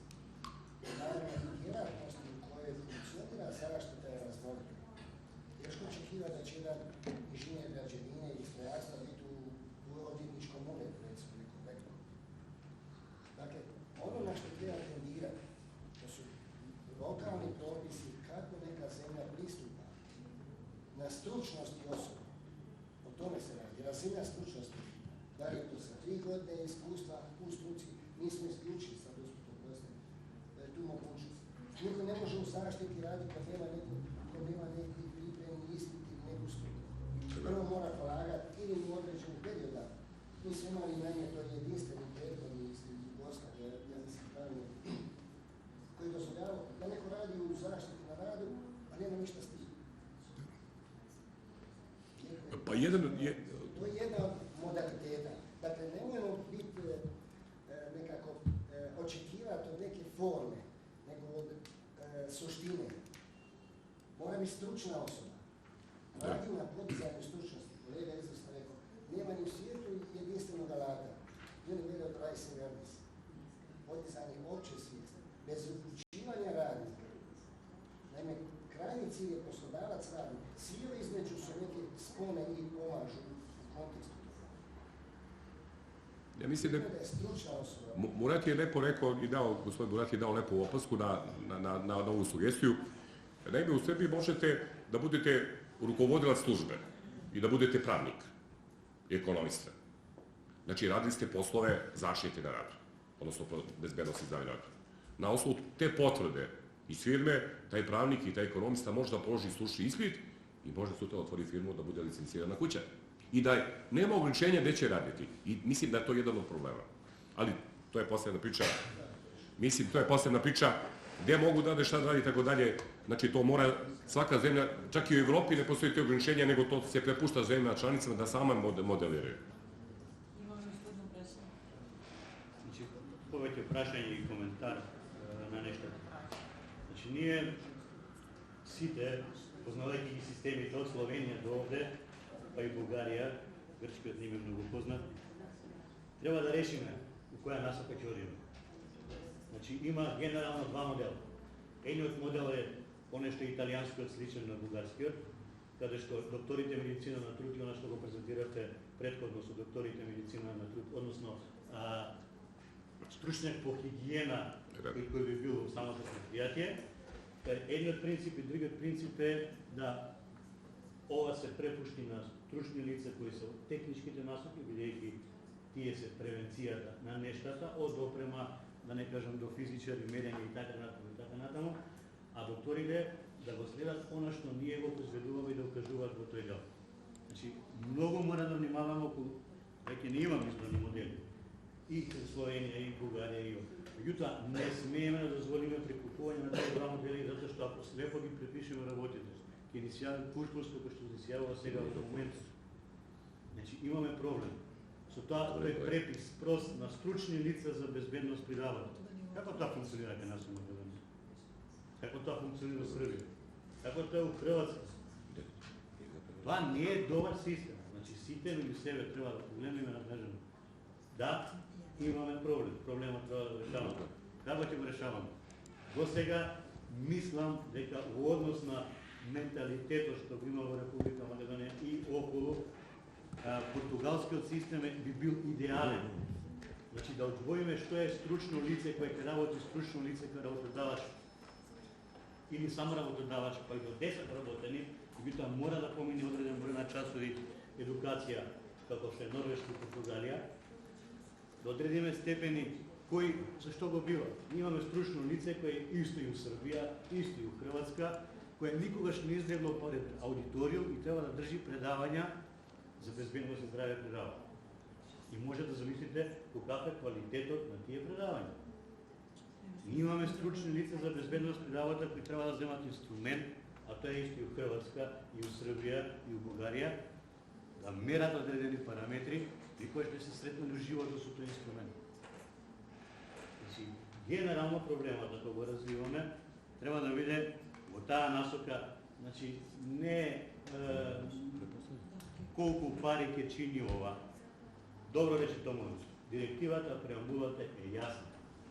Убаво кажам, мали и средни предпријатија треба да се отсоварат со трошоците. Тоа не значи дека ние ако накалемиме проценка на ризик, па ревизија на проценка на ризик од надворешно тело, кој тој треба пак да плати, тоа е веќе зголемен трошок за фирмите. И тоа нема да ни пројдем во Европа. Најдобар принцип е оние што ќе бидат стручни и компетентни, да бидат навистина стручни и компетентни, а ако тоа не го прават, да има начин и метод како тоа ќе се мери и тоа да им се оцени. Ако ние воведеме правилник како Словенија за стручна доедукација, ќе се случува проблемот што го имаме во Словенија, што словенците го имаат. Тоа е само формална посета на семинари и ништо повеќе од тоа. Значи мораме да најдеме некој друг модалитет кој ќе не вклопи, значи не само како слепо припишување на европските искуства, туку како менталитет и како состојба во државите во кои што работиме. Добро рече Томович, нивните правилници се со 10-15 години, односно 5 години грейс период за примена. Ние нашите, ај кажете ми за азбест. Од кога важи при нас? 3 години, 2 години. Дали е во практична примена? Не, а важи веднаш. Ајде за хемиски штетности, ево, не е целосно имплементација од таму крајот на 2013-та ќе почнеме. Ајде да видиме тоа што е во имплементација, колку од фирмите имаат направено проценка на ризик на хемиски штетности, вклучени во проценката или одвоено. Значи, мораме да внимаваме. Ево да ќе го кажам, што краткото, по практично искуство кој излегува кај ни во Хрватска, мора да најдеме начин и модел. Значи, безбедност и здравето при работа и медицината на труд, односно, дали тоа ќе биде медицина на труд, пошто тие се бунат, пошто се многу малку, или пак други лица кои ќе бидат едуцирани во тој дел на медицина на труд во фирмите, да се спроведе реална, да се спроведат сите овие поставки кои ги имаме. Законот е таков како што е, меѓутоа факт е дека треба да претрпи одредени измени. Не случајно се бунат овие од комора на занаетчи. Невозможно е во нашиот закон, како што пишува, човек од еден или двајца вработени да има стручно лице за безбедност при работа со положен стручен испит. Невозможно да се спроведе. Зашто тоа не би било дека може да работодавачот како што е во Србија, меѓутоа дека мора да помине толку и толку сати обука, која ќе биде дефинирана со програма, која ќе тој работодавец после тоа ќе може да го спроведе тоа кај него. Толку за само кај него. Pa jedna sugestija, odnosno jedna više opaska. U Srbiji smo našli neki model vezano za koordinatore, vezano za građevinarstvo. Znači, postoji onaj koordinator u fazi izvođenja radova i koordinator u fazi projektovanja. Oni po tačno određenom programu moraju da prođe određen broj fond časova obuke edukacije, ali ne postoji onaj drugi vid obaveznosti, a to je kontrolna edukacija, na tome ćemo raditi. Ali postoji obaveza, znači, pripremne nastave i onda polaganje ispita po nekom modelu. Sad, ako uporedimo tih 40 časova koji Srbija odišla u odnosu na modele koji su u Evropi, vidimo da je to mnogo malo. Imamo anglosaksonski, imamo flamanski, imamo, ne znam, skandinavski model, nijedan se ne uklapa. Moje mišljenje je da za tako složene poslove koje treba da obavlja koordinator 40 časova je mnogo malo i da polaže posle mesec dana pred nekom komisijom bez praktičnih modela, ali model je urađen na neki način poput slovenačkog, odnosno primjenjeni slovenački model. Sad, kažem, proučavajući tu materiju, vidio sam da ima različitih modela. Anglosaksonski, kažem, skandinavski, postoji flamanski i tako dalje. Postoje čitave, i kažem, Italijani, pošto je Italija bila preteča, odnosno predlagala direktivu vezano za gradilišta, Oni su napravili čitave institute vezano za građevinarstvo. Institucije, znači, obaveznosti i tako dalje. Znači, članica mora da izabere svoj model, ali mora da se radi na Evropa, insistira na svim telima, svim nivoima, kontrola, prosvetna edukacija i pripremna nastava i sve ostalo, znači mora da se uključi. Jer sad drugi je problem, ako uporedimo ono što su Norvežani i uče i što su iz Velike Britanije prikazane, to je učenje od malih nogu, od vrtića pa znači, doživotno učenje. Mislim da smo lepo napravili. Da, Zagovorili smo... pauza. Ajde, molim te da rešimo ovaj problem, ljudi da ne počemo. Posjećemo u Продолжимо Тршнедоловиќ има уште една презентација, практичен приказ во Србија. Ja sam zamoljen od organizatora, s obzirom da u Makedoniji još taj deo bezbednosti, odnosno primjena mera bezbednosti na privredni pokretni gradilišta nije uređen do kraja. Zamoljen sam da iznesem jedan dobar primer bezbednosti praksi na gradilištu. Ovde je iznet primer bezbednosti zdravlja na radu u Fiat Automobili Srbije. Znači, ovde vidite na layoutu prikaz 69 objekata, vidite projekat koji se provodio u krovovima, vidite površina 349.000 metara kvadratnih, odnosno 350 metara kvadratnih. To je projekat koji je bio najveći projekat u zadnje 2 godine u Evropi. Sprovodili ga, znači, vlada Srbije i Fiat, koštuje ukupno milijardu, još nije završen, negde do maja iduće godine, milijardu i 200 miliona eura. Od toga Srbija finansirala 2/3, odnosno 800 miliona eura, a Fiat 400 miliona eura plus tehnologiju. Fabrika je počela da radi u maju ove godine, već proizvodi automobila L500, ne bi da pravim EPP, ali se radilo kompletno na svim tehnologijama gradnje u objektu, to je postojeća fabrika koja je rekonstruisana. Ona nije rekonstruisana u smislu da se postojeća adaptira, nego kompletno rušena pa iz početka sve na stubovima i tako dalje. Znači, jako kompleksan posao, znači, kompletno sadržao kompletno svu infrastrukturu, objekte i jako specifična metoda rada i primjena mera bezbednosti koja se razlikovala. Dugo smo bili u dilemi da li da konkurišemo kao dobra bezbednosna praksa, ali Fiat se odlučio da to ne bude promotivno, možda tek iduće godine, ove godine ne, iz nekih njihovih razloga. Znači, sledila je obaveza, ono na čemu je posebno Fiat insistirao, da se primjeni zakonske obaveze i normalno da svi koji su sudionici se upoznaju sa svim procedurama koji su na gradilištu. U tom kontekstu Evropa, odnosno Fiat insistirao novim standardima. Znači, insistirao da se primjeni u kompletnosti direktiva Evropske unije i posjećanje radi, to naše kolege iz Hrvatske i možda i većina ovde zna, da nosioci i promoteri bezbednosti i zdravlja na radu u građevinarstvu kao evropske direktive su bili Italijani, upravo Italija. I ja kad sam bio na centru, kad sam bio na edukaciji u Fiatu, upravo su nas posebno insistirali na toj primjeni. To su ti standardi koji su trebali da se primene i oni su bili dopunjeni korporativnom politikom FASA, znači kompletno celo trebalo da se primjeni, znači jako specifična priča. Moja malenkost i moj tim je bio zadužena za bezbednost na tom gradilištu, ja sam bio glavni koordinator u fazi izvođenja radova. Zatekao sam 1.11.10. godine od 300, odnosno da od 41 ugovarača, samo su 3 ispunjavale zakonske uslove da su prijavile radove, državni organi i tako dalje, oko 350 radnika. Zatekao sam na gradilištu jako poraznu situaciju da su 2 poginula radnika bila, 2 teško ranjenih, izašli na incidenciju i došli do faktora, došli smo do onog tajminga od 26 sekundi. Vidite kasnije kako smo to... Mene uhvatila me jezna kada sam došao do podatka poražavajući kako će ljudi. I upravo jedna priča sa tog gradilišta, krenuli smo od loše statistike u građevinarstvu, ne samo kod nas, nego uopšte u Evropi i svuda. Iako ovo je jeziva priča, zato što sledi jednog mladog čoveka, od to dvoje koje su poginuli, to je dečko koji je pao sa krova, ova leva slika, skroz gore, pao na kamion i dole ostao mrtav, dečko 24 godine kao student, da ne kažem kako i šta, koji je posle toga preminuo, jedinac, roditelji su ga čekali 12 godina kao tako. Ovo je jedna slika na gradilištu koju smo zatekli da se obrušio rov jedne subote oko 10:45 minuta, da je šef gradilišta stavio neposredno iznad ove leve slike, onda se obrušio, sa zemlje je pao na radnike i polomio rebra. To je teška povreda koja se dogodila u novembru mesecu. Znači, jako loša situacija, neuređena. Incidenti smo izračunavali, pošto se insistiralo na preporukama Evropske agencije za bezbednost i zdravlje radu, znači po ESPRO metodi, ali smo radili komparativno i prema more statistici vezano prema američkim standardima.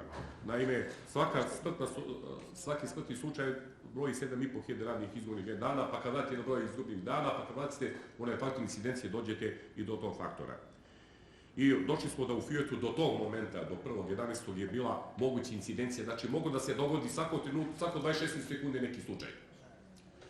I Fiat je uložio i pare i sredstva da to poboljša. Znači nije želeo da se priča, da se povlači po novima, po medijima, Fiat, desilo se u Fiatu, nego želeo dobra praksa, radi se i tako dalje. I šta se radilo? Radilo se puno toga. Kako izgledao gradilište, evo vidite upravo. Znači to je bilo, kao i sad, neuređena gradilišta. Prvo našli smo liči neograđene, neobezbeđene električne instalacije, slabe sredstva rada, neobučeni radnici i tako dalje.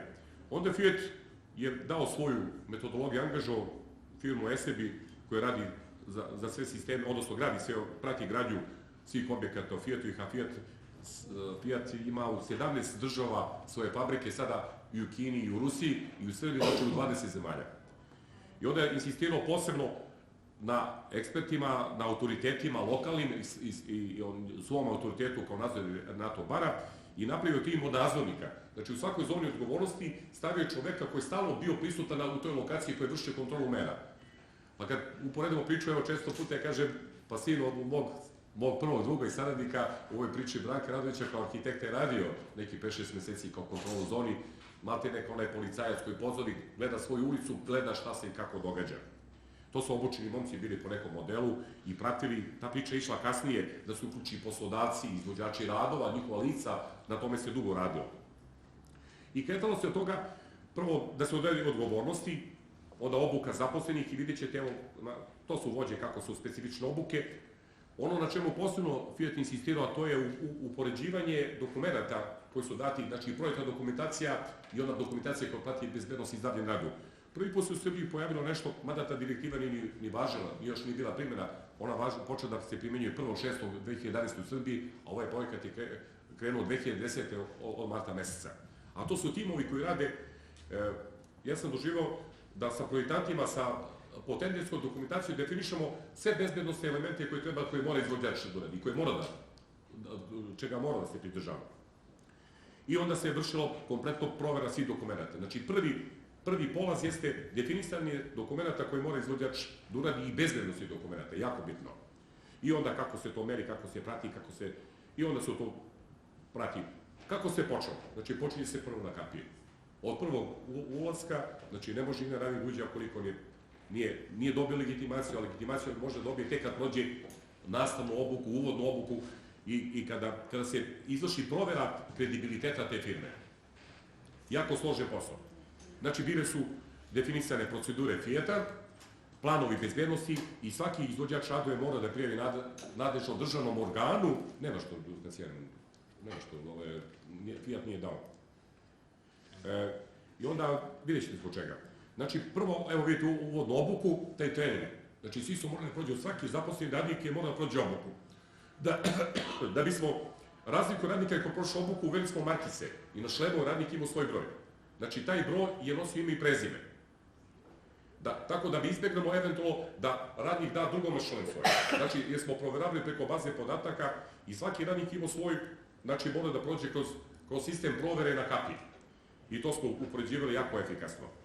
Vidjet ćete kasnije. I vidite, ovo je uvodna obuka, ono što je jako bilo bitno svakog meseca, moje malinko sa timom mojim sam držao obuku licima za bezbednost, slučajnim licima za bezbednost. Upravo vidite trening, evo vidite, to je informacija italijanska koja je iz Fijata došla. Znači, to su ti treninzi koji su stali bili, to su brifizi.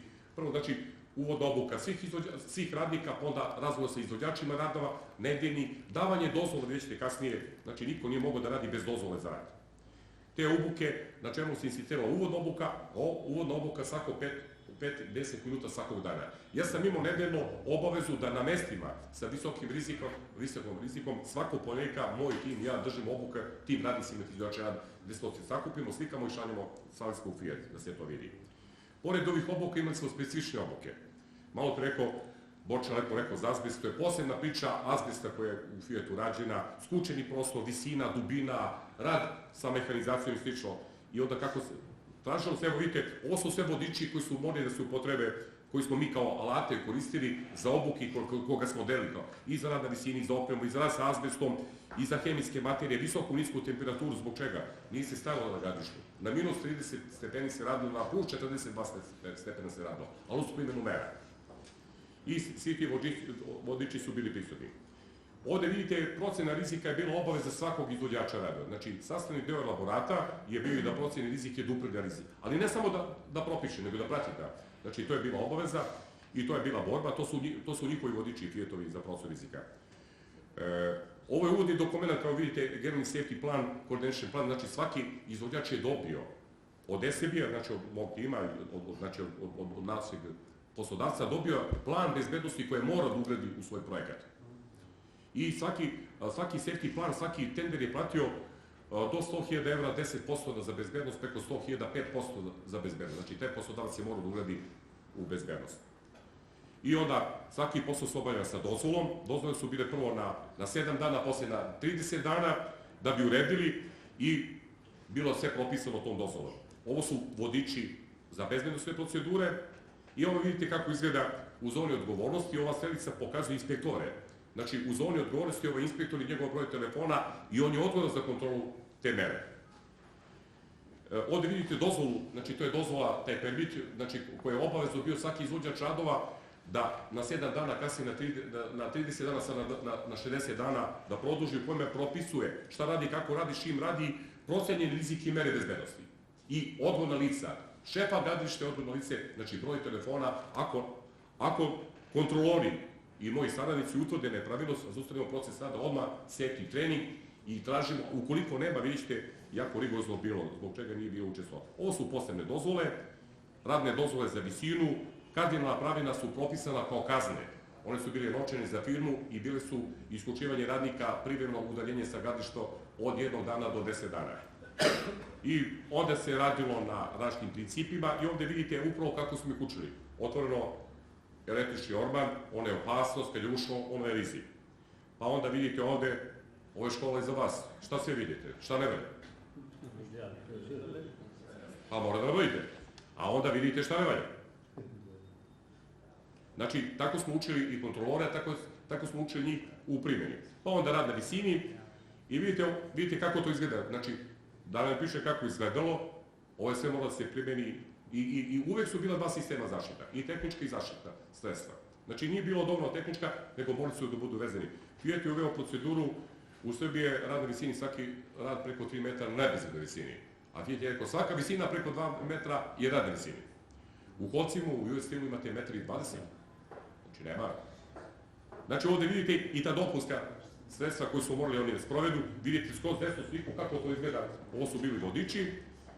I da ne pričam, evo vidite radnike kako to izgledalo na visini, nije samo visina, nego i dubina bila jako opasna.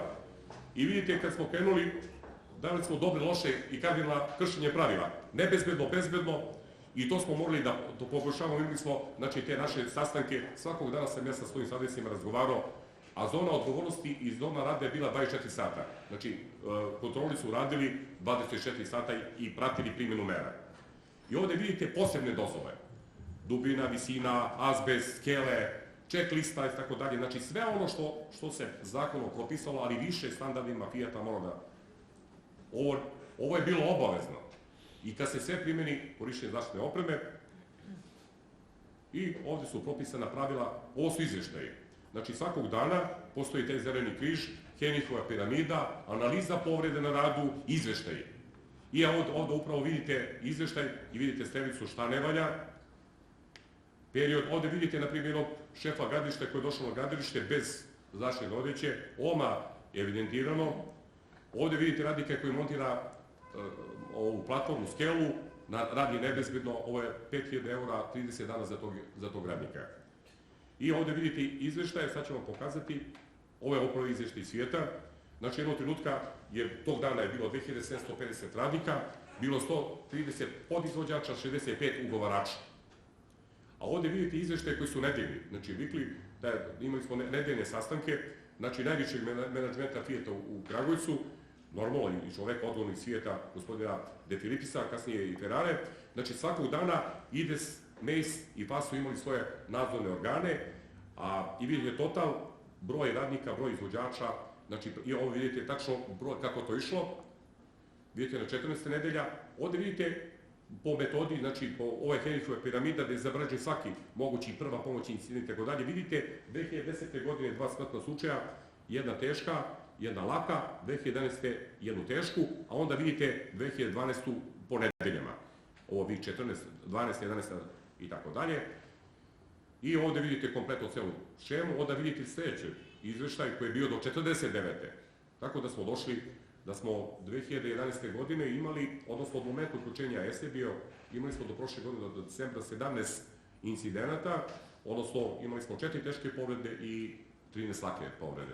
Znači, došli smo vidjeti kasnije u izveštaju, evo to su ti izveštaji i normalno projekti ovdje, evo upravo kako smo, to su situacije koje su nebezbedne, uređenje gradilišta, provera sredstava i opreme za rad, onda vidite podizna sredstva, tregere, znači užad i sve slično, rad na visini nebezbedan. Upravo vidite izveštaj koji je iz Italije došao. Onda vidite ovdje radnike koji radi na nebezbednoj dubini, onda vidite nepravilno zaštićenu ogradu. Kada smo došli nije bilo metara ograde, vidjet ćete kasnije da je to bilo 15 km. U jednom trenutku u Srbiji niste mogli nađete žičanu ogradu zaštićenu. Ovdje vidite upravo iz treninga, slučaj koji smo vidjeli, koliko ovdje ima, ajde Borča, ajde, pošto ste ovdje najkvalifikovaniji, tako se kotiraš u Makedoniji, koliko ovdje propusta ima? Koliko ovdje ima propusta? Izvini što te pozivam, ajde, koliko propusta? Vidiš, na lestvama radnika radi na visini. Ima 2 slučaja. Znači, prvo lestve moraju da nadvisuju, znači, mesto dodira negdje od 75 do metar, to je prvi propust, evo, to je evidentirano, i radnik nije vezan za nebezbedna visina. Izvija se. Vidite sad, slučaje i pored ograđenog, nebezbedno, električne instalacije su bili problemi, i vidjet ćete se, to su slučaje, evo, iz prikaza, iz radionica, evo, evidentirane mogućnosti i rizici, odnosno sve ono, kao potencijalne opasnosti na gradilištu, ovo je slučaj baš na samoj zoni odgovornosti. Ovde vidite 2 platforme, jedna iza druge postoji mogućnost propadanja po dubini ili alata ili pribora na drugu. Ovde vidite korišćenje zaštite opreme, ovde vidite nepravilnu instalaciju. Znači, to su sve slučaje koji su bili poboljšanje. Znači, utvrdi se nepravilnost, odmah mora da se izvrši poboljšanje, znači, to je taj mehanizam koji je živeo. Ovde vidite kompletno neuređeno, vidite kako izgleda opasno. Znači, ono videli ste kako je loše, iza toga šta je bilo, kako je bilo. Evo vidite rad po dubini, znači nije mogo niko da, znači zaustavi se proces rada. Ovde vidite slučaj u vagonu, nepravilno način rada, znači ovo su iz Italije došle informacije koje su oni snimali. Imali smo kontrolu nezavisnog tela, dolazi iz Britanije ili iz Italije, od autoriteta koji su vršili kontrolu našeg rada. I onda smo, ovde vidite, ovde je bila borba sa sredstvima i opremom za rad. Znači, svako sredstvo rada mora bude pregledano od kontrolora, a ona imala. Znači, da li je radnik osposobljen, da je stručno osposobljen, da li ima lekarski pregled, da li ovo sredstvo rada ima javnu ispravu, da li je važeća isprava. Ako je važeća isprava, onda dobije ovaj zeleni karton. Ako nešto od ovoga nema na tom sredstvu, odnosno nema, taj čovjek ispunjava, ovde je crveni karton. To su sve podaci i do čega smo došli, evo vidite. Evo podatak, koliko su efekti bili prethodno, niko se nije vezivao na visini, bilo nebezbedno. Vidite čoveka kako visi na zaštitnom sredstvu, znači 2 života koji su spašena. Znači, evo. I zona odgovornosti. Ceo sistem je bio podešen upravo ono što Evropa kaže, zero tolerancije. Znači, 0 povreda, zero tolerancije. Znači, kad je u pitanju život bezbednost, znači kada? Kod rizičnih poslova, rada dubini, nošenje zaštitne opreme, rad na visini, rad dubini, dubina preko 1 metra, ali ne samo preko metra, nego i do 1 metra primeniti mere bezbednosti. To pri radu i slično. Lista penala, kazne su bile novčane od 500 eura do 5000 eura, udaljenje radnika od 1 dana do 30 dana. I svako gradilište ima svoje propise. koji su određene mere razlikuju jedno od drugih i zavise od ugovarača, lokacije i klijenta. Znači, radi lične bezbednosti bila poruka poštujete sve propise koji su definisani. Sistem ne bi zaživio da imao podršku kompletno celog menadžmenta, Fijata. Znači, čuli ste jednom nedeljno smo imali te coordination weekly sastanke, analizirali svaki događaj u toj nedelji. Imali smo 15-dnevne obilaske od direktora Fijata kompletno i menadžmenta Fijata. Prvo u Kragujevcu, ali onda smo imali kontrolu i gospodina Činčeti i celog tima. Znači, morali smo da radimo. Kad se pojavi gospodin Keter, to je bio strah, on je tehnički direktor Fijata, to je da ne pričamo. I onda smo radili na tome, a onda smo imali stali, znači, te safety treningi, svakodnevne kontrole i provere i tako dalje, dokumenta. I vidite, ceo sistem bio podešen tako, znači 2010. godine kad sam bio u decembru u Fijatu i kad sam bio u Firenciji, izašli smo incidenciju. Ona se pročunava tako što imate period do 6 meseci, pa moguće broj događaja, pa ga bacite u tabelu. Znači, proračun je bio 600 događaja, 22 teške povrede i oko 220 lakih povrede. Rekao sam da smo završili godinu prošlu sa 17 slučaja. Ona incidencija koja je bila 26 sekundi, ovim merama, da su popularni, nisu, kada rekao kaznite sa 5.000 € za taj događaj, pojedini su plaćali 20, 30 i 50 €. Košta tu firmu. Uglavnom je to platio radnik, da vam kažem, i te firme su igrali duplo. Kad se kazni firma, ona kazni radnika ili radnike. Znači, bile su firme takve.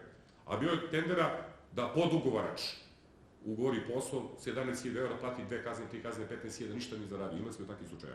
Ali ono što je bitno za bezbednost, ono što je ovaj projekat radio, on je 26 sekundi 1. novembra, u 2011. je bilo 39 sati, sada je 54 sati, znači one su kumulativne. I to je cela priča. Evropa kaže, pa i cilj je svake politike bezbednosti 0 povreda na radu i to je ta priča. Ove slike većina vas zna. A znate gde se ove slike nalaze? Rockefeller je sve te slike otkupio za 400.000 € sve slike bezbednosti kod gradnje najviše zgrade. To je bila poruka. Ovo najkraće kao dobra praksa. Kao dobar, kao primer.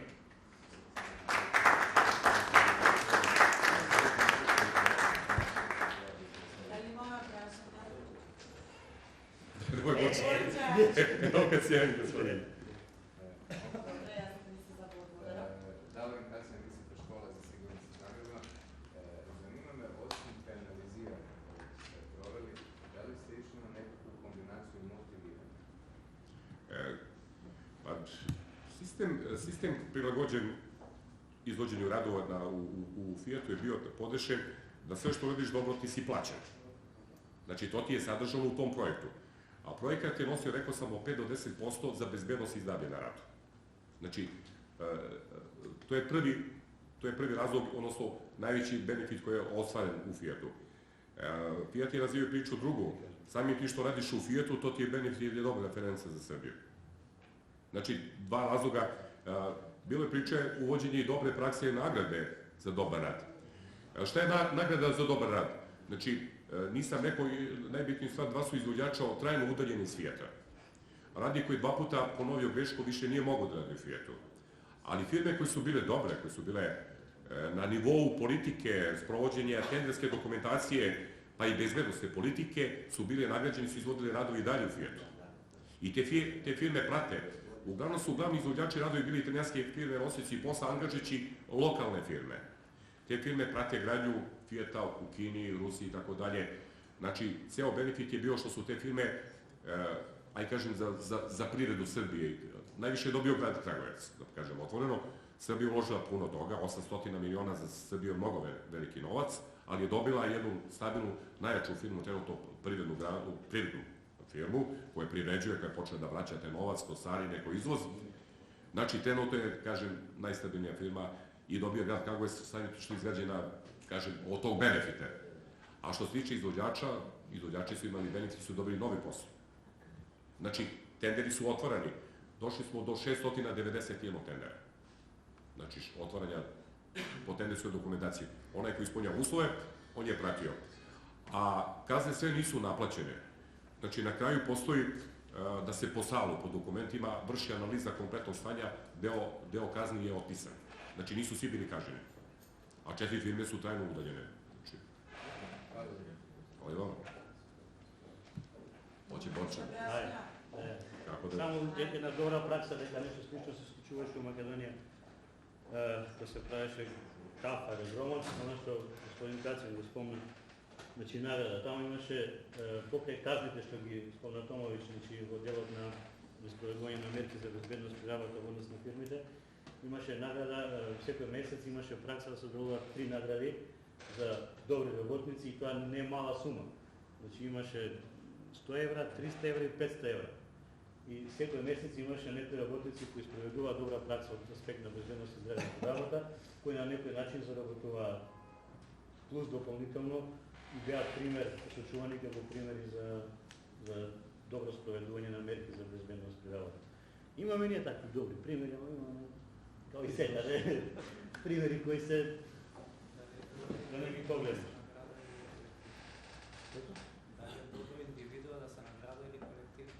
Индивидуите го прават колективот. Ја таму требам секогаш. Колективот не прави индивидуата и мислам дека ако сите направиме добар колектив, ќе успееме. Ако не направиме. Ајде.